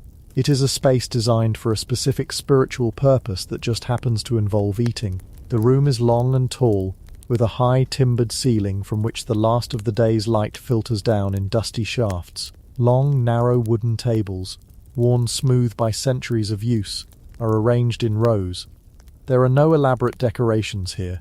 The beauty is in the clean lines, the honest materials of wood and stone, and the profound, expectant quiet. Often, on the far wall, there might be a painting, a stark and simple depiction of the Last Supper, a gentle, constant reminder of the meal's ultimate significance. It's a space that hums with a quiet energy, an energy built on shared purpose and profound restraint. The monks file in according to seniority, a subtle but ever-present reminder of the community's structure.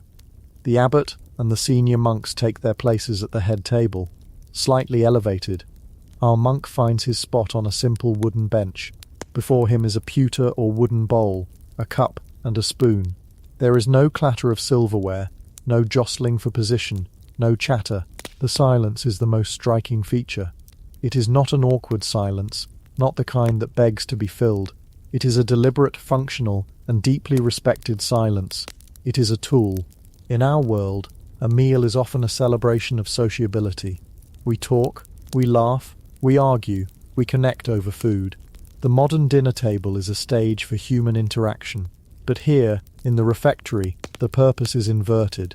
The silence is there to strip away the distraction of personality, the ego of conversation, and to allow the monks to focus on two things: the nourishment of their bodies and the nourishment of their souls. It's a form of mindfulness, practiced collectively, centuries before the concept would be repackaged for a busy modern world. They are here to eat, yes, but they are also here to listen, to communicate the essentials. A simple, practical language of gestures is used. If a monk needs the bread, he makes a circular motion with his hands. If he needs more ale, he might hold his cup and make a slight tipping motion toward the server. A gesture for salt, another for water. It is a silent ballet of basic needs, efficient and understated, ensuring that the great quiet remains unbroken. It's the original form of texting, in a way short, coded messages that get the point across without the need for a single spoken word. Just as everyone is settled and grace has been said, another figure takes his place. He does not sit at the tables, but ascends a small stone pulpit, a lectern built into the side wall of the refectory. This is the lector, the designated reader for the week. He opens a heavy, leather-bound book, its pages made of vellum, smooth and creamy. The only voice in this vast, silent hall will be his. And as the monks begin to eat, the lector begins to read. His voice, clear and steady, fills the space. He doesn't read with dramatic flair. The delivery is measured, calm, and continuous. The text is not chosen for entertainment. It is scripture, or the lives of the saints, or the writings of the early church fathers. It is spiritual food, served alongside the physical. The monks are taught to chew on the words just as they chew on their bread. The act of eating becomes a meditation, the rhythmic sound of the reader's voice a mantra.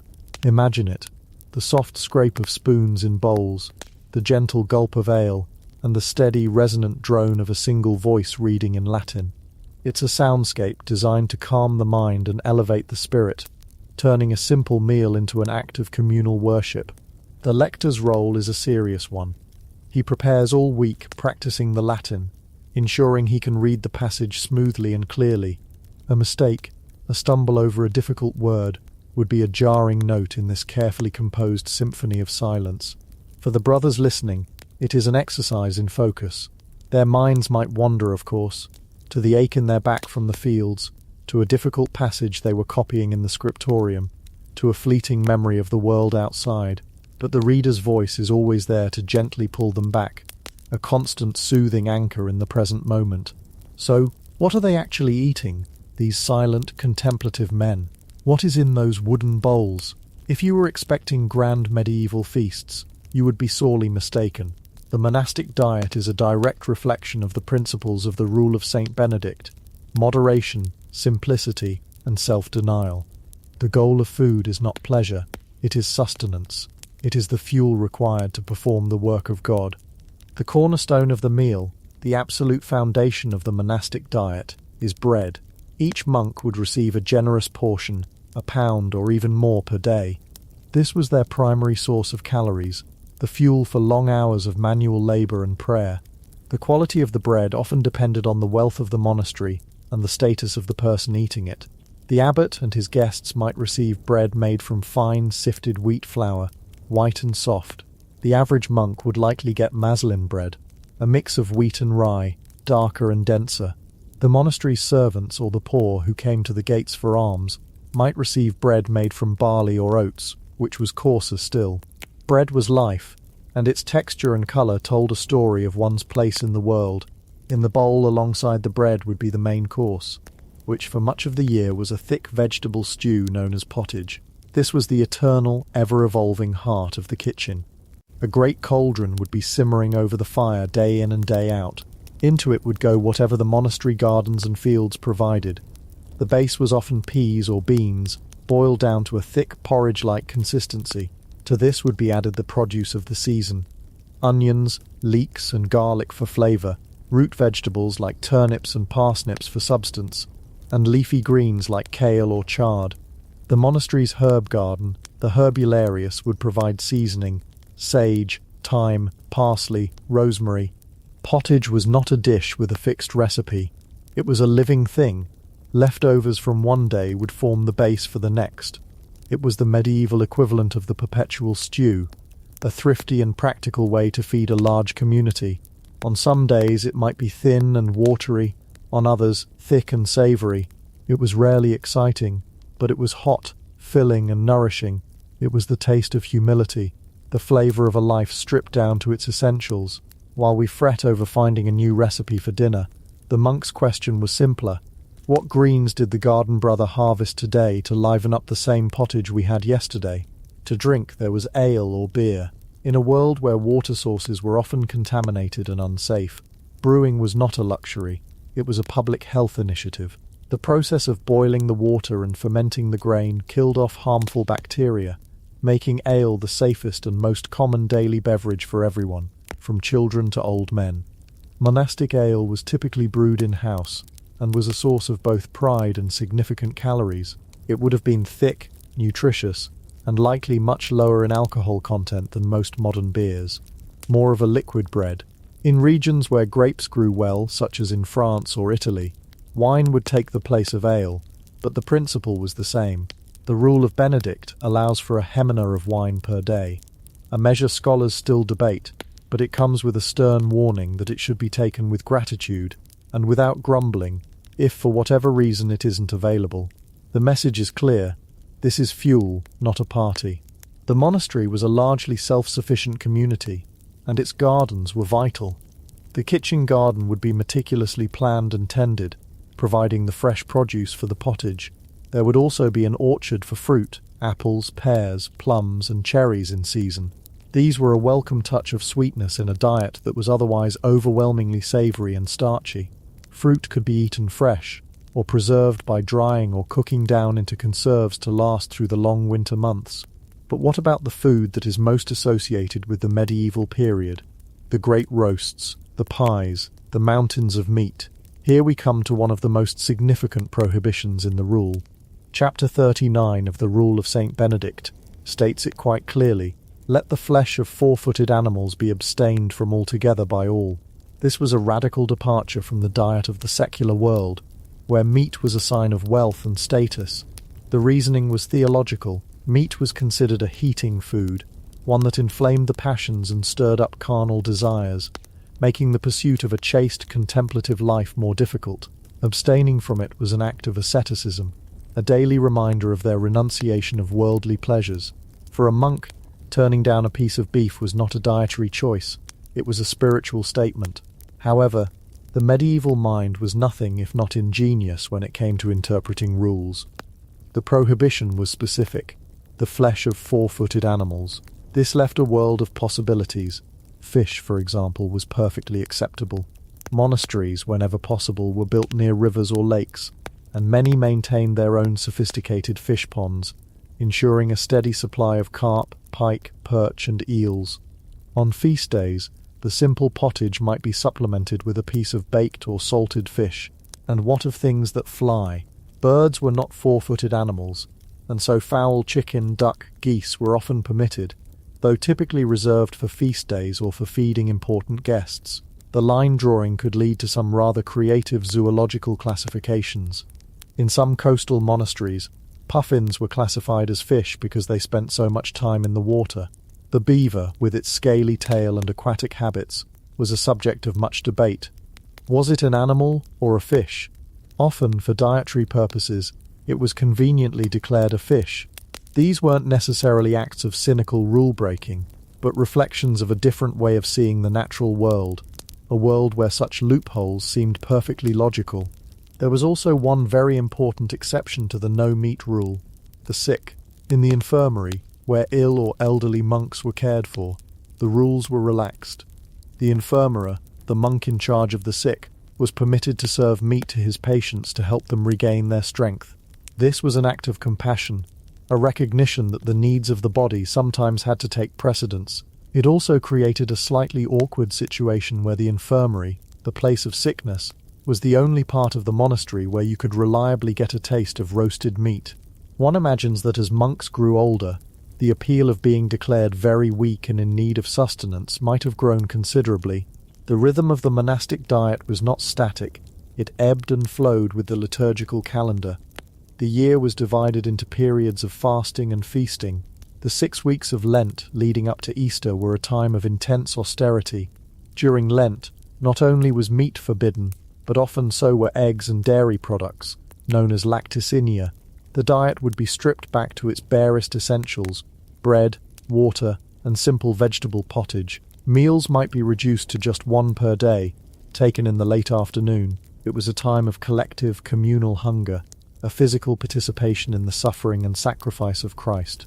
Conversely, the great feast days of the Church, Christmas, Easter, Pentecost, were times of celebration.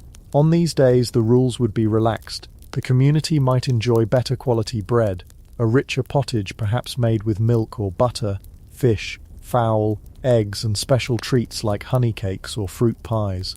These feasts were not wild bacchanals. Moderation was still the guiding principle, but they were a welcome break from the daily monotony, a taste of abundance that mirrored the spiritual joy of the occasion. These were the moments when the community could taste grace, a brief, delicious respite that made the return to the everyday discipline all the more meaningful. This entire complex operation, the growing, storing, preparing and serving of food for potentially hundreds of men, required a sophisticated organization.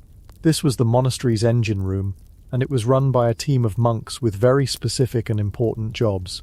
The overall manager of all provisions was the cellarer. The rule of Benedict describes him as a man who should be wise, of mature character, sober, not a great eater, not haughty, not excitable, not offensive, not lazy, not wasteful, but a God-fearing man who may be like a father to the whole community. It was a huge responsibility. The cellarer was the monastery's quartermaster, in charge of the cellars, the granaries, and the storehouses. He managed the supply chain, bartering for goods the monastery couldn't produce itself, and ensuring there was enough food to last through the winter, enough seed for the spring planting, and enough ale in the barrels to quench the community's thirst. He had to be a farmer, an accountant, and a logistician, all wrapped in a monk's habit. Reporting to him was the kitchener, the head chef in charge of the daily preparation of meals. He and his team of helpers would work in shifts, their week of service in the kitchen seen as an act of humble service to their brothers. The work was hard and hot, tending the great fires, scrubbing enormous cauldrons, chopping endless piles of vegetables. It was a physically demanding job. The rule specifically commands that the other brothers should help the kitchen staff on wash-up day, so that no one may grumble about the burden. It was a small but profound detail, a reminder that even the most mundane chores were part of the shared life. The smells of the monastic kitchen would have been a world away from the incense of the chapel. It would have smelled of wood smoke, boiling vegetables, baking bread, yeast from the brewery, and the sharp tang of pickling brine from the preservation cellars. It was the smell of survival, of the practical, earthy work required to sustain the lofty spiritual enterprise. The principles of the rule extended far beyond the refectory doors. This blueprint for living governed every aspect of our monks' material existence, all of it designed to cultivate one virtue above all others: humility. Consider his clothing. He wears a simple habit, consisting of a tunic and a scapula, which is a long piece of cloth worn over the shoulders. In colder weather he has a cowl, a hooded cloak. The material is wool, undyed and coarse. It is not designed for comfort or for fashion. In fact, it is specifically designed to be the opposite of fashion. Every monk is dressed almost identically. This uniformity is a visual representation of their shared identity. It erases individual vanity. In the monastery you are not a rich man or a poor man, a nobleman or a peasant. You are a brother. Your clothing does not announce your status. It announces your commitment. The rule is, as ever, eminently practical about this. It states that monks should be given 2 tunics and 2 cowls, on account of the nights and for washing, 1 set to wear, 1 set to wash. The abbot is instructed to make sure the clothing fits, and that old garments are not thrown away but are cleaned and given to the poor. There is no room for waste. This is a world of radical minimalism, where possessions are reduced to the absolute minimum required for life and work. The scratch of the wool against his skin is a constant tactile reminder of his vow of poverty. a small persistent penance. And this leads to one of the most challenging concepts in the rule, something that strikes at the very heart of our modern identity: the absolute prohibition on private property. Chapter 33 is titled, Whether Monks Ought to Have Anything of Their Own. The answer is an unequivocal no. This vice especially is to be cut out of the monastery by the roots, it says. Let no one presume to give or receive anything without the order of the abbot, nor to have anything of his own. This is not just about forgoing luxury cars or big houses. This means nothing. Not the tunic on his back, not the spoon he eats with, not the stylus he uses in the scriptorium, not even the blanket he sleeps under. It all belongs to the community. The very words my or mine were frowned upon. To refer to my book or my tunic was an error to be corrected. It was the book or our tunic. Imagine the psychological rewiring this requires. We define ourselves by our possessions, our homes, our clothes, our phones, the books on our shelves. They are all expressions of who we are. To give all that up is to let go of a fundamental part of the self. For the monk, this was the entire point. The ego, the sense of I that wants and owns and accumulates, was seen as the primary obstacle to a true relationship with God. By relinquishing all property, a monk was attempting to empty himself, to make room for something larger to enter. He learns to rely not on his possessions, but on his God and his community, for everything he needs. When the abbot provides him with a new pair of shoes, he receives them with gratitude, knowing they are not his, but a loan from the community to help him do his work. This communal existence reaches its zenith in the dormitory. Just as there is no private property, there is no private space. The monks all slept together in one large room, the dormitory. There were no individual cells or private chambers. Each monk had a simple straw-filled mattress, a pillow, and a blanket, laid out in long rows. A candle or lamp was to be kept burning all night, and an officer of the monastery, the circator, would walk the aisles to ensure there was no talking or misbehaviour. The rule even dictates that they should sleep clothed and girded, ready to rise for the night office without a moment's delay. There was no privacy in which to dress or undress. You were in the constant presence of your brothers. You heard every cough, every snore, every sleepy sigh, every man turning in his sleep. For us, with our deep-seated need for personal space and a room of one's own, this sounds like a nightmare. But again, the purpose was spiritual. This enforced proximity was a tool against temptation and a constant exercise in tolerance. You had to learn to live with the imperfections of others, their little habits and annoyances, because there was no escape. This constant, unavoidable community was the crucible in which the monk's soul was to be formed. So we have a life stripped of choice in food, in clothing, in possessions, in personal space. What holds it all together? What prevents this from descending into a drab, oppressive tyranny? The answer is the final and most crucial pillar of the rule, obedience. The entire system rests on the monk's vow of absolute obedience to the abbot. The abbot is elected by the monks to serve as the spiritual father of the community. In the monastery, his authority is absolute. The rule states that he is to be seen as holding the place of Christ in the community. Therefore, to obey the abbot is to obey God. This is, for the modern mind, perhaps the most difficult concept of all to grasp. We are raised on ideals of independence, personal freedom, and questioning authority. The idea of blind obedience is deeply unsettling, but for the monk, obedience was not a form of subjugation. It was a form of liberation. It was the ultimate act of humility, the final surrender of the self-willed ego. The monk's daily life is filled with impossible tasks. The rule says a monk should obey even if what the abbot commands seems difficult, or even impossible. He should accept the task without argument, without grumbling, and with complete trust that in the act of obedience God will provide the strength. This wasn't about being asked to do absurd or immoral things. The abbot himself was bound by the rule, and by his duty to God. This was about the small, daily surrenders, being asked to replaster a wall you just finished, being assigned to a task in the kitchen you particularly dislike, accepting the judgment of the abbot in a dispute. Each act of obedience was a small victory over his own pride, his own preferences, his own internal voice that screamed, "I don't want to." This is the spiritual core of the entire enterprise. The monk believes that his own will is flawed, that his own desires lead him astray.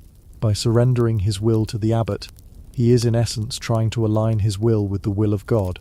It is a radical act of trust. He is trusting that the abbot, in his wisdom, is guiding the community, and each individual soul within it, towards salvation. Obedience, in this context, is not weakness. It is the highest form of spiritual discipline, the most difficult and rewarding work of all. So we leave our monk at the end of a long day. He has worked in the fields, prayed in the chapel, and eaten his simple meal in the refectory, the words of a saint washing over him in the great resonant silence. Now he lies in the dark dormitory, surrounded by the soft sounds of his sleeping brothers. He owns nothing but the simple wool on his back. His belly is full of plain bread and pottage. His day has been dictated not by his own whims, but by the ringing of bells and the ancient rule. And yet, he is not miserable. He is not oppressed. In this highly structured, deeply regulated world, he has found a profound sense of freedom. He is free from the anxieties of possession, free from the burden of constant choice, free from the tyranny of his own ego. The rule, with all its demands and prohibitions, has not been a cage, it has been an architecture for peace. In the quiet of the dormitory, he feels the steady, breathing presence of the community around him, his brothers, his father abbot, the generations of monks who have followed this same path before him. He is a single, humble part of a great and timeless machine, a machine designed for one purpose only, to move the human soul, slowly, steadily, and surely, closer to God. He closes his eyes, content, and waits in the darkness for the sound of the next bell. Chapter 5. The Cloister and the World. A porous boundary. That bell. He has been waiting for it, suspended in the silent velvet blackness of the dormitory. And when it comes, it is not a gentle chime, but a deep, resonant clang of cast bronze that rolls through the stone corridors. It is the sound of time itself being measured, the sound of duty, but the sound does not stop at the thick monastery walls. It spills out over the high stone enclosure, a wave of sound washing over the sleeping fields and the dark, huddled shapes of the village beyond. It is a summons for him, a call to prayer, but it is also a reminder to the world outside, a reminder that the monks are awake, that they are praying for the souls of all mankind, a reminder of who owns the land, who sets the rhythm of the day, and who holds the keys not just to heaven but to the granary. For as our monk rises from his straw pallet, content in his separation from the world, he is unknowingly at the very heart of it, that quiet, contemplative life, that great and timeless machine moving souls closer to God, requires fuel, it requires land, and money, and food, and labour. The silence he cherishes is bought and paid for by the ceaseless, noisy and deeply complicated business of the world just outside his gate. The boundary between his cloister and that world is not a solid wall, but a membrane, porous and essential, through which the lifeblood of society flows in and out, constantly. Let's begin with the most fundamental connection, the one that made everything else possible, the land. We have this image of a monastery as a self-contained little island of piety, and in some ways it was, but in the economic reality of the Middle Ages, a major monastery was less like an island, and more like the headquarters of a vast and powerful corporation, an ecclesiastical conglomerate, if you will. The Cistercians, in particular, were masters of this. Their rule demanded that they build their houses in places remote from the conversation of men, which sounds wonderfully ascetic until you realize the genius of the business plan. They would be granted huge tracts of what was considered wasteland, marsh, dense forest, forgotten valleys, land that no one else wanted.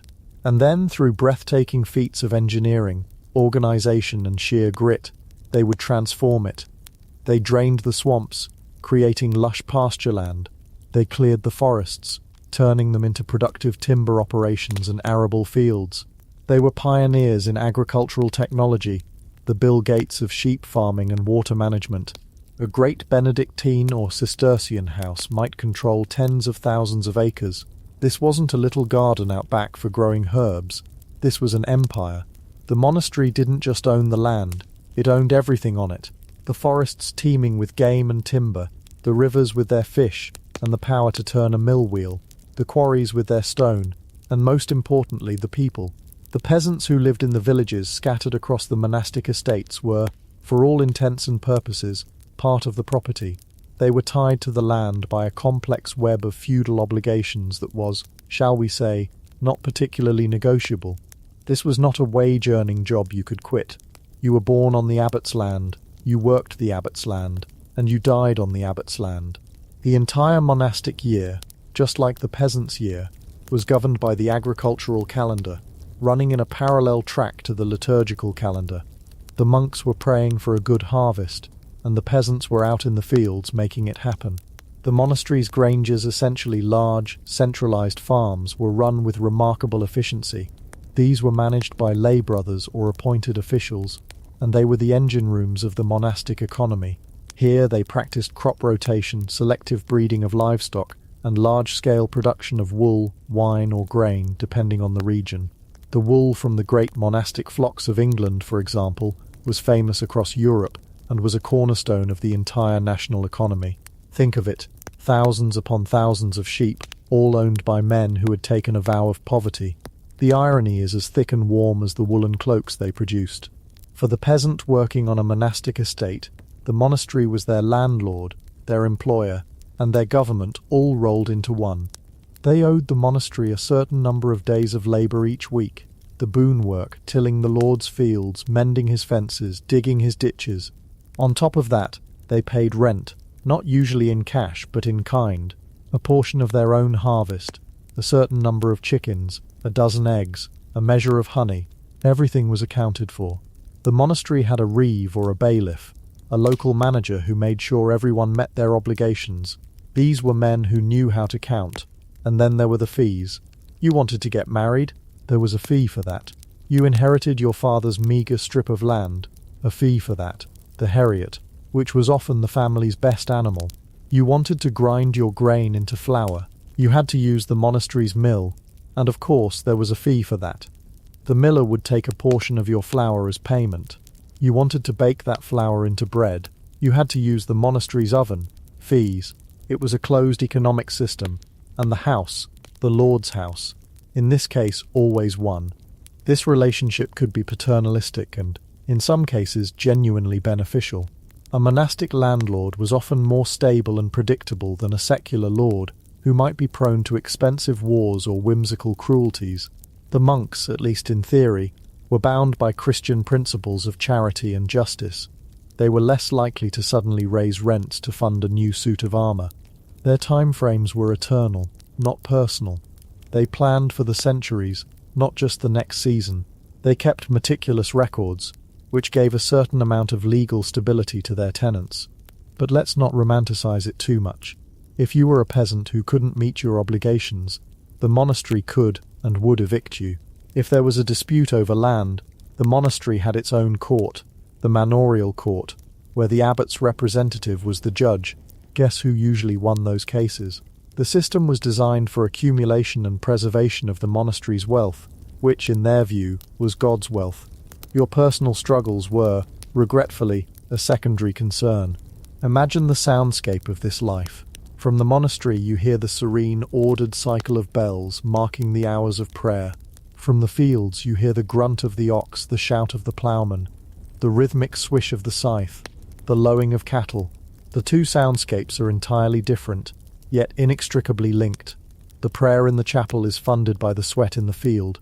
The monk in his scriptorium, copying a beautiful manuscript, is using vellum made from the skin of a calf raised on a monastic grange, writing with a quill from a goose that wandered the monastery's commons.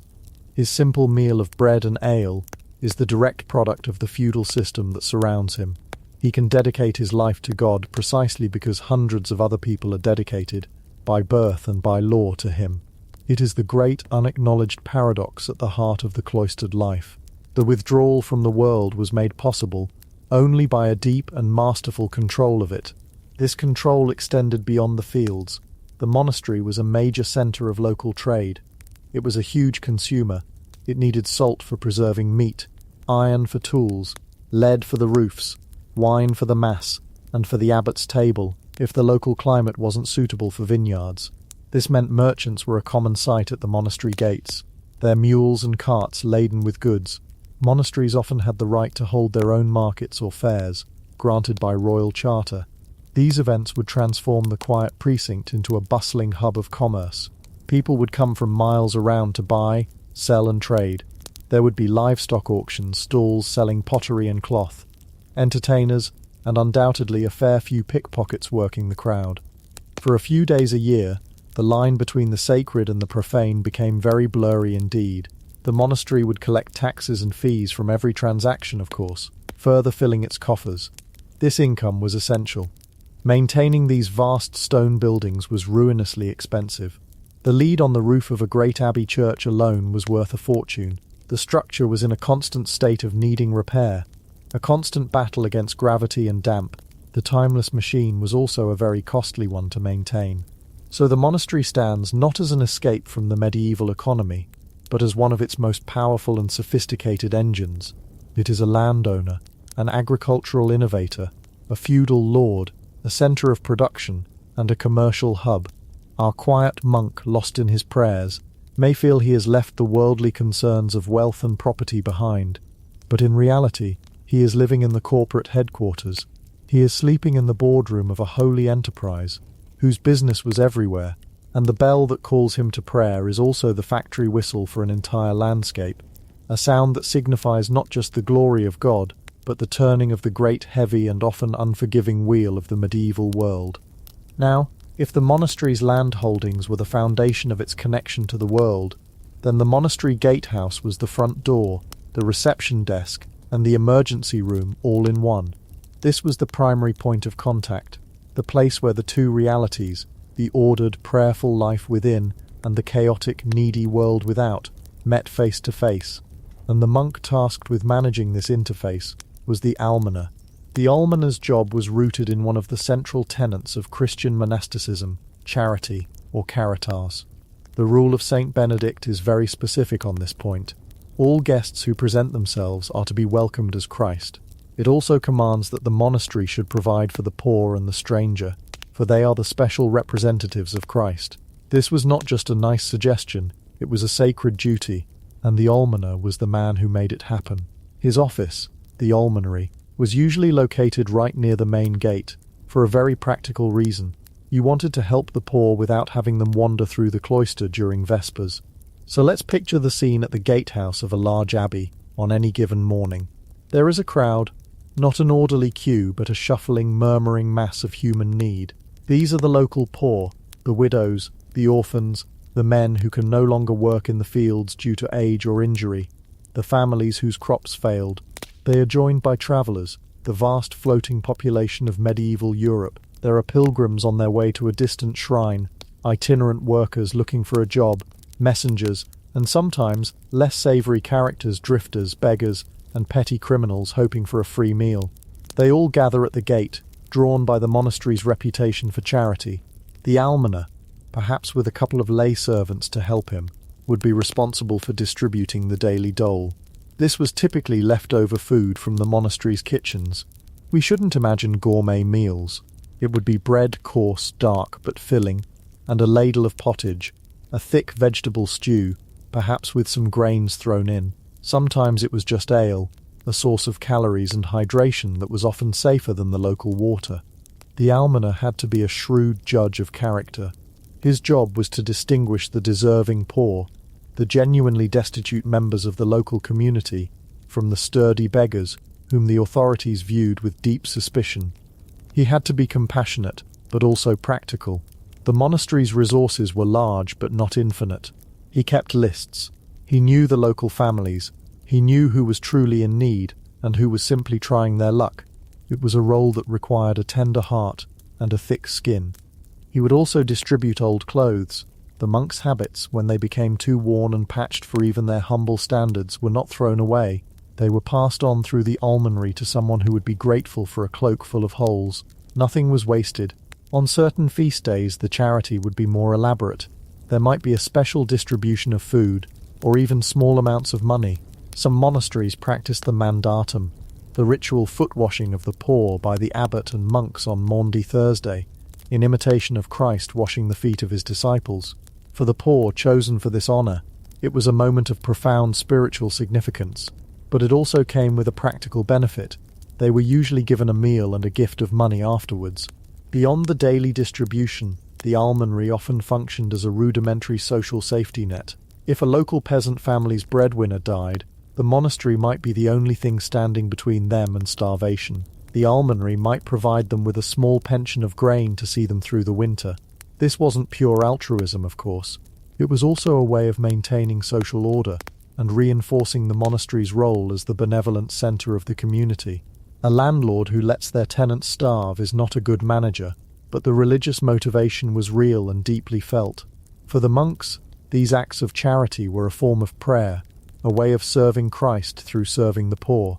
Now, let's step just inside the gate, into another set of buildings crucial to the monastery's public-facing role, the hospice and the infirmary. The hospice, or guest house, was a vital institution in an age with very few inns, and even fewer that were safe or clean. The rule of Benedict commanded monks to provide hospitality, and they took this very seriously. Any traveller, from a great lord to a humble pilgrim, could claim a right to shelter at a monastery for a night or two. The quality of your accommodation, however, depended very much on your social status. If you were a king or a high-ranking nobleman, you would be lodged in the abbot's personal quarters. You would be feasted in his private hall, served wine from his best cellar, and treated with all the ceremony due to your rank. The abbot was, after all, a major feudal lord himself, and he had to entertain his peers appropriately. This was a crucial part of the monastery's political life, a chance for the abbot to network, to lobby, and to gather intelligence about the wider world. If you were a more ordinary traveller, a merchant, a pilgrim of moderate means, or a wandering scholar, you would be directed to the main guest house. This would be a simpler but still comfortable lodging, with a dormitory for sleeping and a common hall for eating. You would be provided with a clean bed, a simple meal, and fodder for your horse. The monk in charge, the hosteler, would see to your needs. His job was to be welcoming and gracious, but also to ensure that the guests did not disturb the monastic routine. The guest house had its own chapel, so visitors could attend services without entering the main church and disrupting the monk's choir. And if you were poor, a pilgrim walking on foot with nothing but a staff and a scallop shell sewn to your hat, you would be lodged in a simpler, more communal shelter, often near the almonry. Your bed would be straw, your meal the same as the dole given to the local poor, but you would be safe. You would have a roof over your head, protection from the bandits who roamed the roads at night. In a world that was often brutal and dangerous for those without power or protection, the monastery was a sanctuary. For countless travellers, the sight of a monastery's bell tower on the horizon at dusk was a symbol of hope and safety, a promise of a warm fire and a peaceful night's sleep. Adjacent to this system of hospitality was the infirmary, and this is where the monastery's role shades into something we would recognise as a precursor to the modern hospital. Every monastery had an infirmary for its own sick or elderly monks. It was usually a separate complex with its own dormitory, chapel and kitchen, designed to provide a more comfortable and less rigorous life for those who could no longer keep up with the harsh demands of the main monastic schedule. But in many monasteries, this care was extended to the local population. The monk in charge here was the infirmarian. He was the monastery's doctor, pharmacist and nurse combined. His knowledge was based on a mixture of classical texts, the works of Galen and Hippocrates, preserved in the monastery library, and practical herbal lore, often passed down through generations. The infirmary would have its own herb garden, the herbularius, meticulously cultivated with plants known for their medicinal properties: lavender for calming the nerves, rosemary as a disinfectant, comfrey or knitbone for helping set fractures, poppy for pain relief. The infirmarian would spend his days compounding remedies, making salves, syrups and poultices. The medical theory of the day was based on the four humours: blood, phlegm, yellow bile, and black bile. Illness was believed to be caused by an imbalance of these humours, so treatments were designed to restore that balance. This is where things could get a little unpleasant by modern standards. Bloodletting was a common treatment for almost everything, from fevers to headaches. The idea was to drain off the excess humour. The infirmarian might use a lancet to open a vein, or for a more localised treatment, apply leeches, Other treatments involved purging the body with powerful laxatives or emetics made from herbs. Despite these somewhat terrifying techniques, the care provided in a monastic infirmary was the best available to the average person. The monks believed that caring for the sick was a spiritual duty. They offered a level of hygiene that was rare in the outside world. They would wash patients, change their linens, and provide them with a nourishing diet, or at least a diet designed to help, like thin broths and simple foods. In a world where sickness was often seen as a divine punishment, the monks offered compassion and practical care. They were pioneers in the concept of institutionalized healthcare. They set bones, stitched wounds, and sometimes even performed simple surgeries like cataract removal or the lancing of abscesses. It was risky, often agonizingly painful without effective anesthesia, but it was far better than the alternative, which was usually no care at all. For the sick and the injured in the surrounding countryside, the monastery infirmary was their only hope, a place where the pursuit of spiritual purity intersected with the messy, painful, and very physical reality of the human body. So the gatehouse complex is a microcosm of the monastery's relationship with the world. It is a place of charity, of hospitality, and of healing. It is a place where the monastery's wealth, derived from the land, is recycled back into the community in the form of social services. The almoner, the hosteler, and the infirmarian are the bridge builders, the monks whose daily work brings them into constant contact with the raw, unfiltered needs of humanity. They are living out the Benedictine ideal of service, ensuring that the great spiritual fortress of the monastery is not an impenetrable castle, but a refuge with its doors open to Christ, who might arrive at any moment disguised as a beggar, a traveller, or a sick man. Given that the monastery was a major landowner, a social service provider, and a commercial hub, it is no surprise that it was also a significant political power. The separation of church and state was a concept that would have been utterly baffling to the medieval mind. The two were woven together so tightly they were often indistinguishable, and at the heart of this fusion of spiritual and temporal power was the figure of the abbot of a great and ancient monastery like Cluny in France. St. Albans in England, or Fulda in Germany, was not just a spiritual father to a few dozen monks. He was a magnate of the realm, a prince of the church, a figure of immense prestige and influence. In the feudal hierarchy he was a tenant-in-chief, meaning he held his monastery's vast lands directly from the king. This made him a baron. He had the same obligations as any secular lord. He was required to provide knights for the king's army, a duty known as knight service. Since monks themselves couldn't fight, the monastery would hire knights or grant land to them in exchange for their military service. The abbot was also summoned to attend the king's council, which would later evolve into parliament. He sat alongside the great earls and bishops, advising the king, helping to formulate laws, and voting on taxes. He was, in effect, a politician. Imagine the daily life of such an abbot. It was a world away from the humble monk in the cloister. He lived in his own grand residence, the abbot's lodging, which was often the size of a nobleman's manor house. Here he had his own household, his own staff of servants, his own stables, and his own private chapel. He entertained visiting dignitaries, nobles, bishops, royal messengers, with a level of lavishness that was necessary to maintain the monastery's prestige. These were not simple monastic meals of bread and vegetables. These were multi-course feasts with roasted meats, expensive spices, and fine imported wines, all served on silver plates. This wasn't seen as a contradiction of his monastic vows. It was part of his job. He was the public face of the institution, and the institution had a status to uphold. The abbot's day was filled with administration. He was the CEO of that holy corporation. He would meet with his cellarer to go over the accounts, with his reeve to discuss the harvest, and with his lawyers to prepare for a lawsuit. Lawsuits were a constant feature of monastic life. In a world where wealth was land, disputes over land were endless. A neighbouring knight might try to encroach on the monastery's forest, claiming it was part of his inheritance. A rival monastery might claim ownership of a particular church, or the right to collect tithes from a village. These disputes could drag on for decades, involving complex legal arguments, forged charters, and appeals to bishops, archbishops, and even the Pope in Rome. A successful abbot had to be a shrewd legal mind, or at least have the sense to hire good lawyers.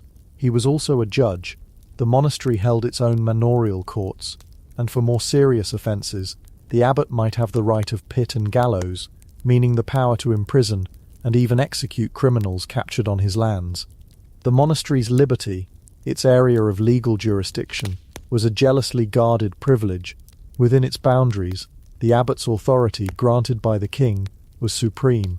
This made him the de facto government for thousands of people. He was responsible for maintaining roads, repairing bridges, and keeping the peace. This deep involvement in secular affairs inevitably led to conflicts of interest and moral compromises. An abbot might find himself in a position where the interests of his monastery clashed with the principles of his faith. He might have to support the king in an unjust war to protect his monastery's lands and privileges. He might have to press his tenants for rents and taxes, so harshly that it contradicted the Christian ideal of charity. Powerful abbots were often accused of pride, ambition, and greed. Critics, like the fiery preacher Bernard of Clairvaux, himself a Cistercian abbot, though one who championed a more austere model, thundered against the wealth and worldliness of the great Benedictine houses. They condemned the magnificent buildings, the rich food, and the political manoeuvring as a betrayal of the monastic ideal. The relationship with the local nobility was particularly complex, a delicate dance of cooperation and competition. The local earl or baron was often the monastery's patron. His ancestors might have founded the abbey, and the family would continue to see it as their monastery. They would make lavish gifts of land and money, in exchange for which the monks would pray for the souls of their family members, past, present, and future. This was a spiritual transaction of immense importance in a society deeply concerned with the afterlife. The nobles wanted to secure their salvation, and the monastery was the institution that could help them do it. The family would also use the monastery as a burial place. The abbey church would be filled with the grand tombs of its patrons, a permanent stony reminder of the link between the family's power and the monastery's piety. But this relationship could easily sour. The same baron who was the monastery's patron could also be its biggest rival. They might compete for control over the same piece of land. The baron might resent the monastery's legal immunities and its vast wealth. Violence could and did erupt. There are many stories of local knights leading armed raids on monastic property, burning granges, stealing livestock, and intimidating monks. In these situations, the abbot had to be a diplomat and a strategist. He would use his political connections, appealing to the king or a powerful bishop for protection. He would use his spiritual weapons, threatening the knight with excommunication, a terrifying prospect that would cut him off from the church and, in theory, damn his soul to hell. And he would use his legal weapons, producing the ancient sealed charters that proved the monastery's ownership of the disputed property. The abbot was a shepherd to his flock of monks, but he also had to be a wolf to protect them from the other wolves circling outside the sheepfold. The monastery was not just a local power, but a node in a vast international network. As a religious institution, it was part of the Universal Catholic Church, with lines of authority stretching all the way to Rome. An abbot might be summoned to a great church council, a journey that could take months, and bring him into contact with churchmen from all over Christendom. Monks travelled between houses of the same order, sharing news, books, and ideas.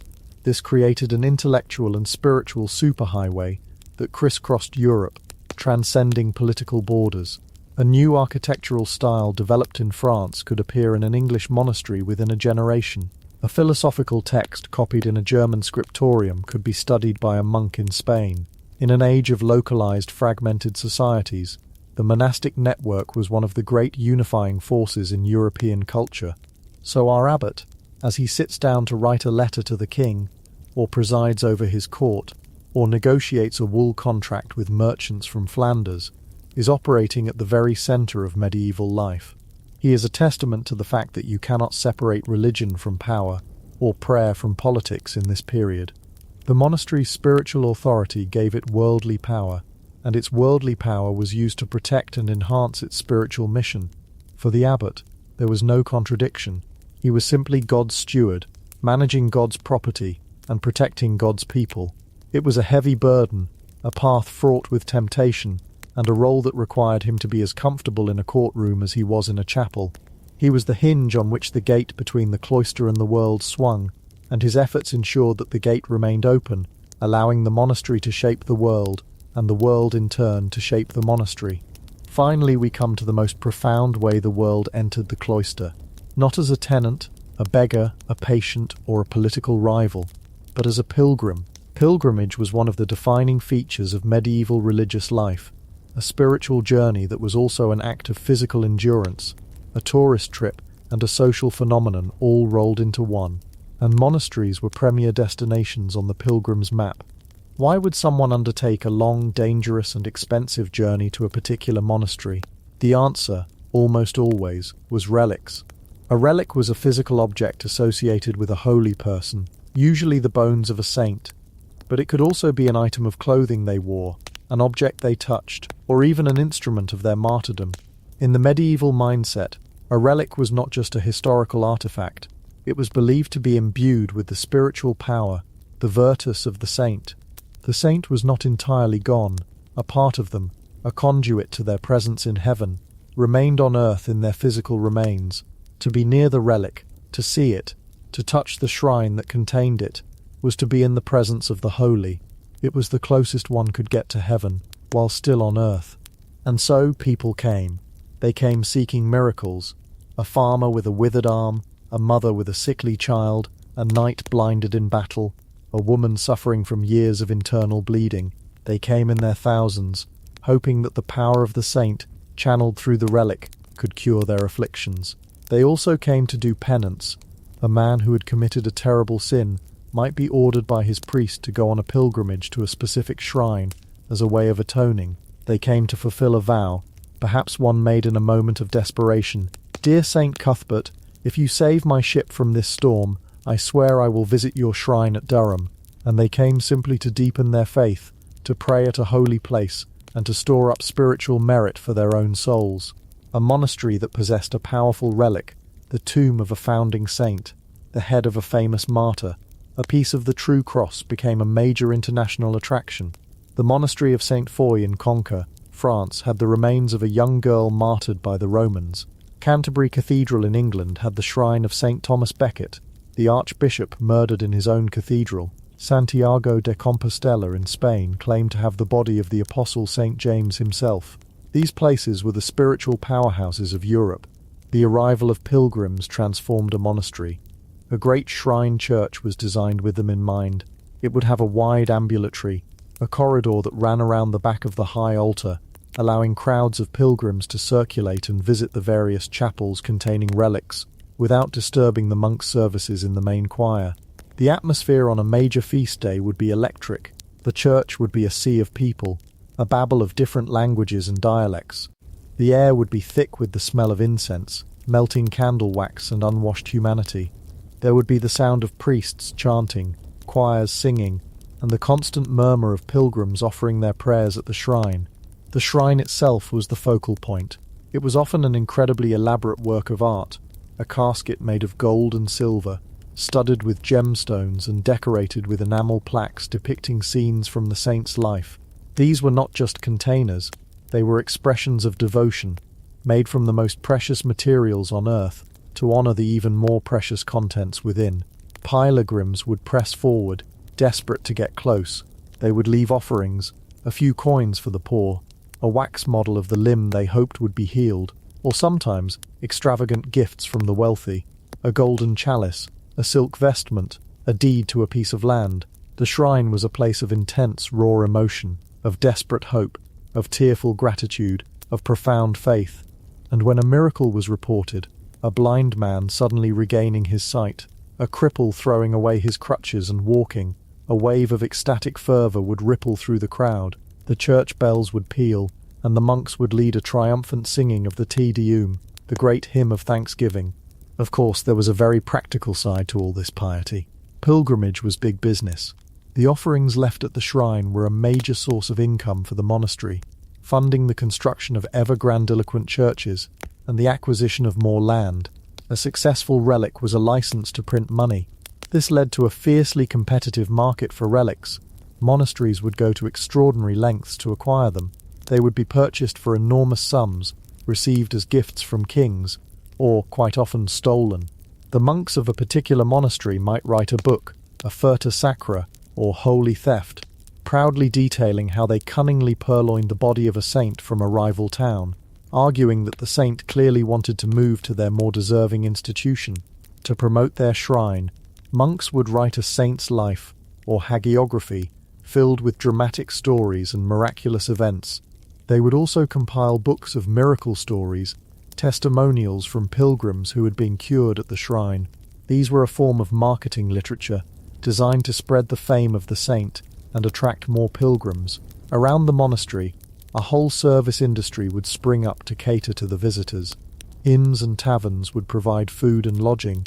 Stalls would be set up near the gate selling souvenirs, pilgrim badges made of cheap lead or pewter that could be sewn onto a hat, or small flasks called ampullae that were said to contain water that had been touched to the shrine. The quiet monastic precinct would be surrounded by a bustling, commercial, and sometimes rowdy town that existed solely because of the holy bones in the church. This constant influx of outsiders had a profound effect on the monks. It was a source of income and prestige, but it was also a constant disruption. The press of the crowds, the noise, the worldly commerce at their gates. It was the very thing they had sought to escape. Some monks would have viewed the pilgrims with a certain weariness, a necessary but tiresome part of their monastery's existence. Others would have seen their role as guides and guardians of the shrine as a sacred trust, a way of sharing their spiritual treasures with the wider world. The monk at the shrine, listening to the pilgrims' stories of suffering and hope, would have had a unique window into the spiritual anxieties and aspirations of his age. He would see faith at its most raw and most powerful. And so the world comes to the monastery, not just to its gates but to its very heart, to the altar itself. The pilgrims bring their hopes, their fears, their money, and their diseases. They turn the sacred space into a public square, a hospital, and a marketplace. They are a living, breathing reminder that the cloister, for all its high walls and strict rules, can never truly be sealed off. The spiritual power generated within has a gravitational pull, drawing the world to it, creating a dynamic, messy, and deeply human symbiosis. As the last pilgrims of the day depart, and the great doors of the church are closed, an exhausted sacristan monk moves through the now empty nave. The air is still hazy with the lingering scent of incense and candles. He sweeps the floor, collecting the detritus of the day, stray coins, a dropped prayer bead, a withered flower left as an offering. He straightens the candles and tidies the altar cloths. The silence slowly returns, a deep, resonant quiet that seems to absorb the echoes of the thousands of prayers that have soaked into the very stones of the building. He is restoring order, preparing the church for the monk's next service, for Compline, the final prayer of the day. He is reclaiming the space for its primary purpose, but he knows that tomorrow the world will return. It will be waiting at the gates at dawn, eager to enter, to ask for help, to offer its devotion, and to once again blur the line between the sacred and the secular. The great machine designed to move the soul closer to God is also a public utility, a spiritual destination, and its work is never truly done. The monk closes his eyes, not in the pure, isolated contentment of the dormitory, but in the weary, complex satisfaction of a man who has stood all day on the porous boundary between two worlds, and served them both. He waits in the gathering darkness for the sound of the next bell. Chapter 6. The Liturgical Year. Seasons of Faith and Farming. He waits in the gathering darkness for the sound of the next bell, and that bell, when it comes, will not simply be a summons to prayer. It will not just be the starting pistol for another identical day. No, that bell is a cog in a much grander clock, a clock with two faces. One face is turned towards heaven, marked not with hours, but with feasts and fasts, with seasons of penitence and seasons of joy. This is the liturgical year, the sacred story of salvation told over and over again, from the quiet expectation of Advent to the glorious light of Easter. The other face of the clock is turned towards the earth. Its markers are the frost and the thaw, the first shoot and the final harvest. This is the agricultural year, the relentless, beautiful and demanding cycle of survival. For our monk, these two clocks are not separate. They are fused together, a single intricate machine that governs every moment of his existence. His spiritual life and his working life are not in competition. They are two melodies in a single year-long chant. The planting of a seed is a prayer for resurrection. The harvest is a taste of eternal reward. The deep, cold silence of winter is a reflection of the world waiting for its Saviour. So let's journey with him, not just through a day, but through the entire unfolding tapestry of his year. Let's feel the rhythm of this dual existence, where the state of a man's soul was often inseparable from the state of the soil beneath his feet. We begin, as the year itself begins to die, in the dwindling light of late autumn. The frantic energy of the harvest is over. The last of the grain is in the granary. The last of the apples have been pressed. The last of the winter cabbages have been buried in sand-filled trenches. The abbot has conducted what we might call the great annual audit, walking the grounds, checking the stores, making the hard decisions about which animals will be overwintered and which will be processed. This is the season of the great slaughter, a time of grim, necessary work that fills the air with the coppery smell of blood and the sharp sting of wood smoke from the smokehouses. Hams are being cured, sausages are being stuffed, and vast quantities of meat are being submerged in barrels of brine. It's a brutal, messy business, but it is the monastery's insurance policy against the coming cold. Every salted side of bacon, every string of dried sausages, is a hedge against the starvation that stalks the medieval world. Our monk might be assisting the lay brothers, his hands chapped and aching from the cold and the salt, his senses overwhelmed by the visceral reality of it all. This isn't abstract theology. This is the physical act of preparing for a long, dark siege. And as the physical world prepares for this period of dormancy, so too does the spiritual world. The bell rings for the start of Advent. It's a season of quiet, sober waiting. Purple vestments, the colour of royalty but also of penance, appear on the altar. The jubilant verses of the Gloria are silenced in the Mass, and the celebratory Alleluia is put away, tucked into a sort of liturgical storage until the great feast of Easter. It's a deliberate hushing, a turning down of the spiritual volume. The world outside mirrors this mood perfectly. The days are brutally short. The sun, when it appears at all, is a pale, watery disk that hangs low in the sky, offering little warmth and even less cheer. A deep, penetrating dampness seems to rise from the very earth itself, seeping into the stone walls of the cloister, making the dormitory a place of profound, bone-aching cold. Forget about arguments over the thermostat. The main goal was simply not to wake up as a permanent part of the room's ice sculpture collection. The monk's work shifts indoors. The fields are frozen or waterlogged. The great outdoor projects are impossible. Now is the time for indoor crafts. He might be sent to the scriptorium, the monastery's library and publishing house rolled into one. Here the silence is broken only by the scratch of a quill on vellum, and the quiet murmur of a monk sounding out the words as he copies. The air is thick with the smell of ink, a mixture of carbon, gum and water, and the faint animal scent of the processed calfskin pages. His fingers, stiff with cold, must perform the delicate, painstaking work of forming each letter perfectly. A single manuscript could take a team of monks a year or more to complete. It is an act of supreme patience, a form of worship that is quiet, focused, and incredibly demanding. One mistake, one slip of the quill, could ruin a page that had taken weeks to prepare. It's the medieval equivalent of coding, but with a much higher price for a typo. Or perhaps he is assigned to the workshops, mending tools that were broken during the harvest, their wooden handles smoothed by a year of sweat and toil, weaving cloth on a large clattering loom, repairing sandals, the simple leather footwear that must carry him through another year of walking on cold stone floors. It is methodical, repetitive work, designed to keep idle hands busy, but it is also essential. The self-sufficiency of the monastery depends on this quiet, unglamorous labour. Nothing is wasted. Every broken tool is a candidate for repair. Every scrap of leather or thread is saved. This is the physical expression of the Benedictine vow of poverty.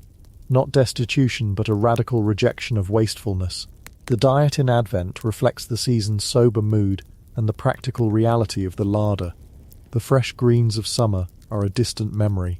The meals are built around what can be stored: hard breads made from the newly harvested grain, thick pottages of dried peas and beans, root vegetables like turnips and parsnips that have been stored in the cellars, and the fruits of the autumn slaughter, the salted meats and preserved sausages, used sparingly to add flavour and precious fat to the bland fare. It's a diet heavy on carbohydrates and preservatives, designed for sustenance, not pleasure. It is fuel for the body's furnace, which is working overtime just to stay warm. As the days of Advent tick by, the sense of anticipation grows. The readings in the daily offices focus on the prophecies of a coming Saviour. The chants, though sombre, are filled with a deep yearning. Our monk is not just waiting for Christmas. He is participating in the millennia-long waiting of all humanity for redemption. His own physical discomfort, the cold, the darkness, the monotonous food, becomes a small personal echo of that great cosmic waiting. He is living the metaphor. Then finally comes Christmas Eve. A vigil is kept. The church, which has been plain and unadorned, is suddenly transformed. Boughs of holly and ivy, evergreen symbols of eternal life, are brought in, their sharp, clean scent cutting through the usual smell of cold stone and old incense. More candles are lit than at any other time of the year, dozens, even hundreds of them. Their flickering light pushes back against the oppressive darkness, creating a pool of warmth and golden light in the heart of the monastery.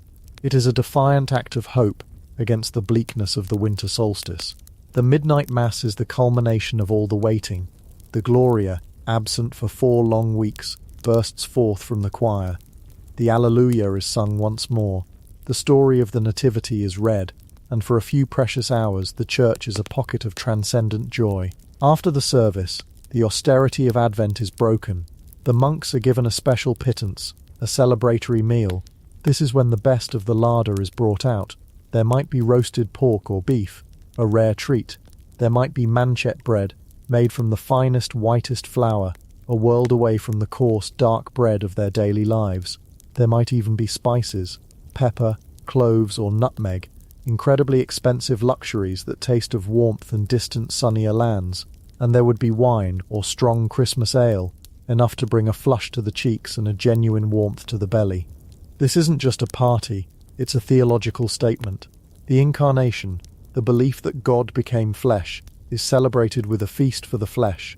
It is a brief, glorious affirmation that the physical world, with its tastes and smells and simple pleasures, is good.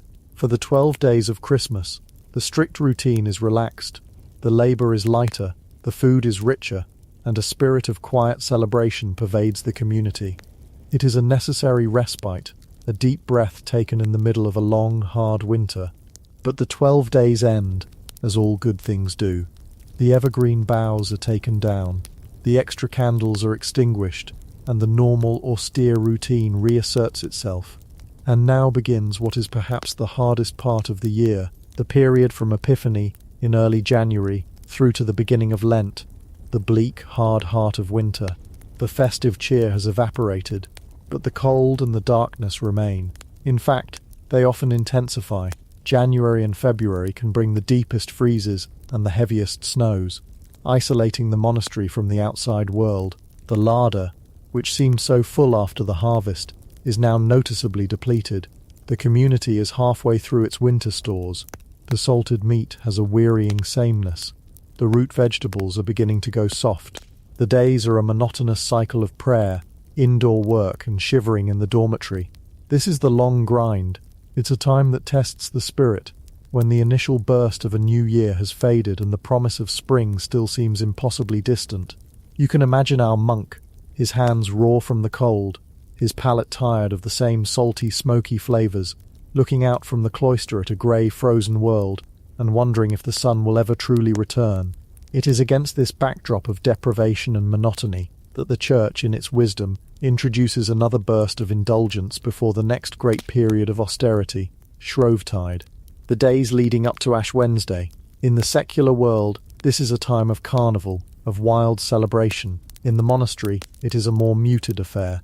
But the principle is the same. It's a chance to use up the last of the fats, the eggs and the dairy products that will be forbidden during the 40 days of Lent. There might be pancakes, fried in lard, or pastries made with precious butter and eggs. It's a final, fleeting taste of richness before the great fast begins, a sort of spiritual and culinary last call. And then, the bell rings on Ash Wednesday. The mood shifts dramatically. The monks process to the church, and the abbot marks each of their foreheads with a cross of ashes, murmuring the ancient words, "Remember that you are dust, and to dust you shall return." It is a stark, humbling reminder of mortality, the opening chord of the long, solemn season of Lent. Lent is not simply about giving up a few luxuries, like a modern New Year's resolution. It is a profound, all-encompassing experience of deprivation. For 40 days, the monastic diet is radically altered, meat is completely forbidden, but so are all animal products, what was known as the Lenten array. No eggs, no cheese, no milk, no butter, no lard. Think about that for a moment. This removes almost every source of fat and a significant amount of protein from their diet. So what do they eat? The diet becomes almost entirely vegan, but without any of the modern benefits of nutritional science or global supply chains. They eat dark, heavy Lenten bread. They eat pottage made from leeks, onions, and whatever winter greens might be coaxed from the garden under clochers like kale. They eat dried beans and peas. The main source of protein, if they are lucky, is fish. For monasteries situated near the coast or a major river, this might mean fresh fish. For most, however, it means preserved fish. Salted herring was the backbone of the Lenten diet. It was cheap, it was plentiful, and it was incredibly, overwhelmingly salty. It would have to be soaked for hours, even days, to make it edible. And even then, its pungent flavour would have dominated every meal. Imagine eating strong, salty fish and cabbage stew, day in and day out, for 40 days.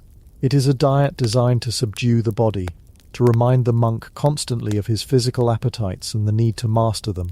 The physical effects would have been noticeable: a steady, gnawing hunger, a gradual loss of weight and energy. The constant cold of late winter would feel even more bitter without the fatty foods that helped fuel the body's internal furnace. This physical hardship was the entire point. It was a form of spiritual training, a way of sharing, in a minuscule way, in Christ's 40 days of fasting in the wilderness. Every pang of hunger was meant to be a reminder to pray, to turn the mind from earthly things to heavenly ones.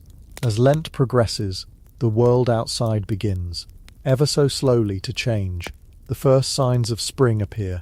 The iron-hard ground begins to thaw. The first brave shoots of green push their way through the cold soil. The work of the monastery begins to shift back outdoors. This is the time for preparing the fields for the spring planting. The heavy ploughs, which have been stored and repaired all winter, are brought out. There would be a special ceremony, the blessing of the plough, where the priest would bless the tools and the land, asking for God's favour on the coming season's crops.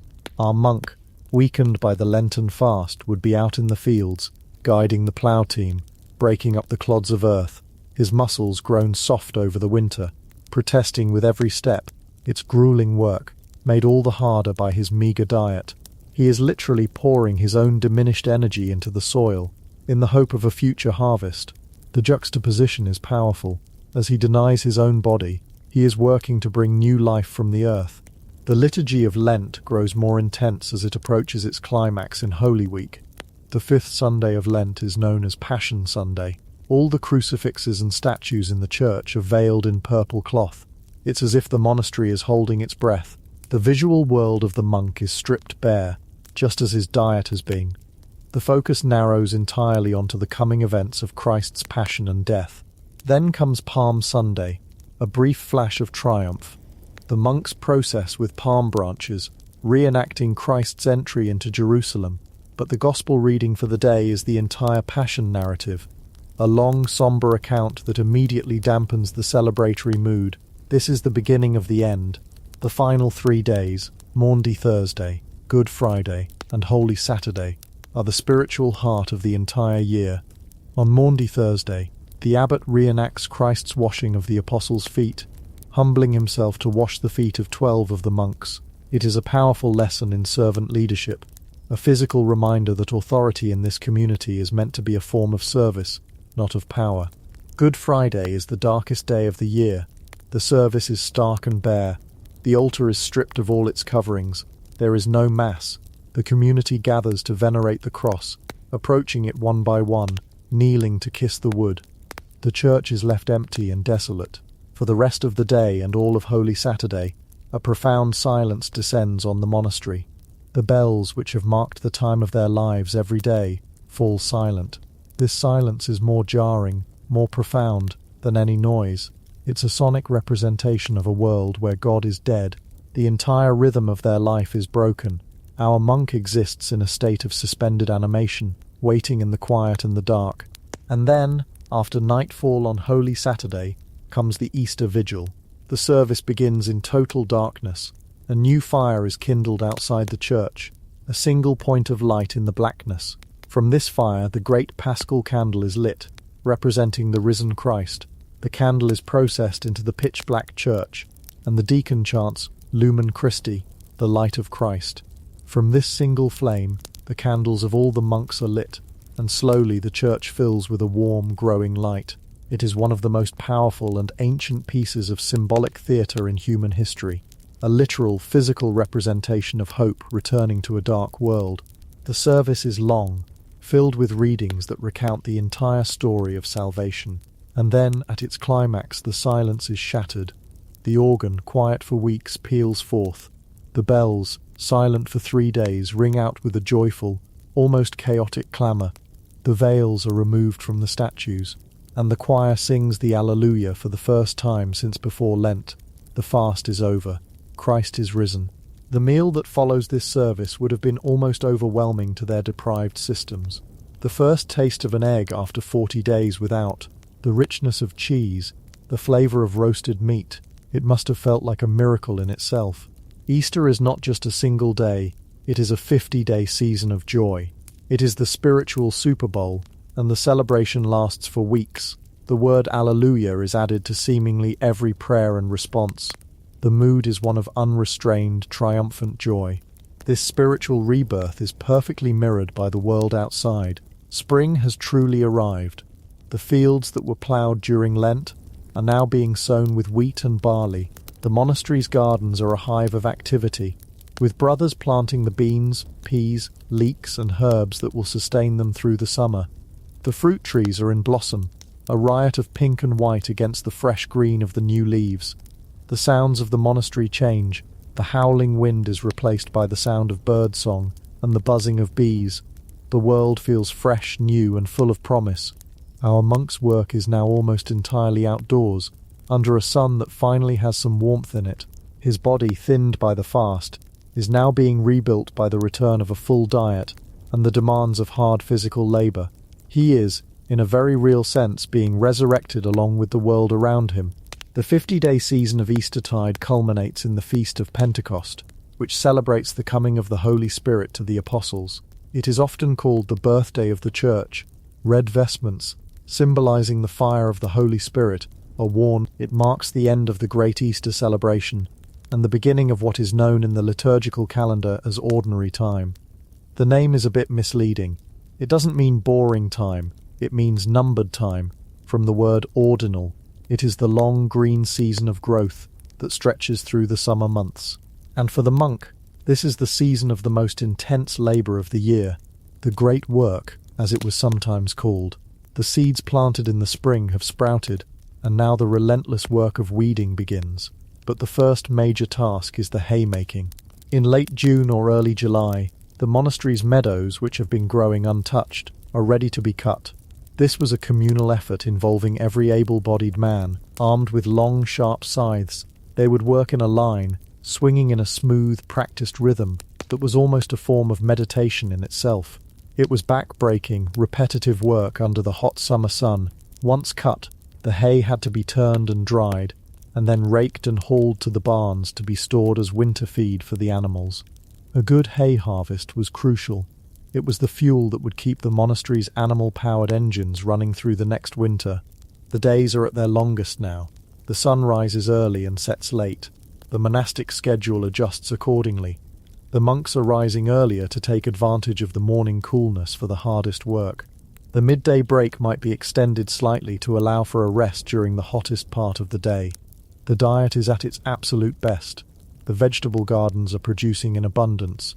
There are fresh lettuces, radishes, young onions, and broad beans.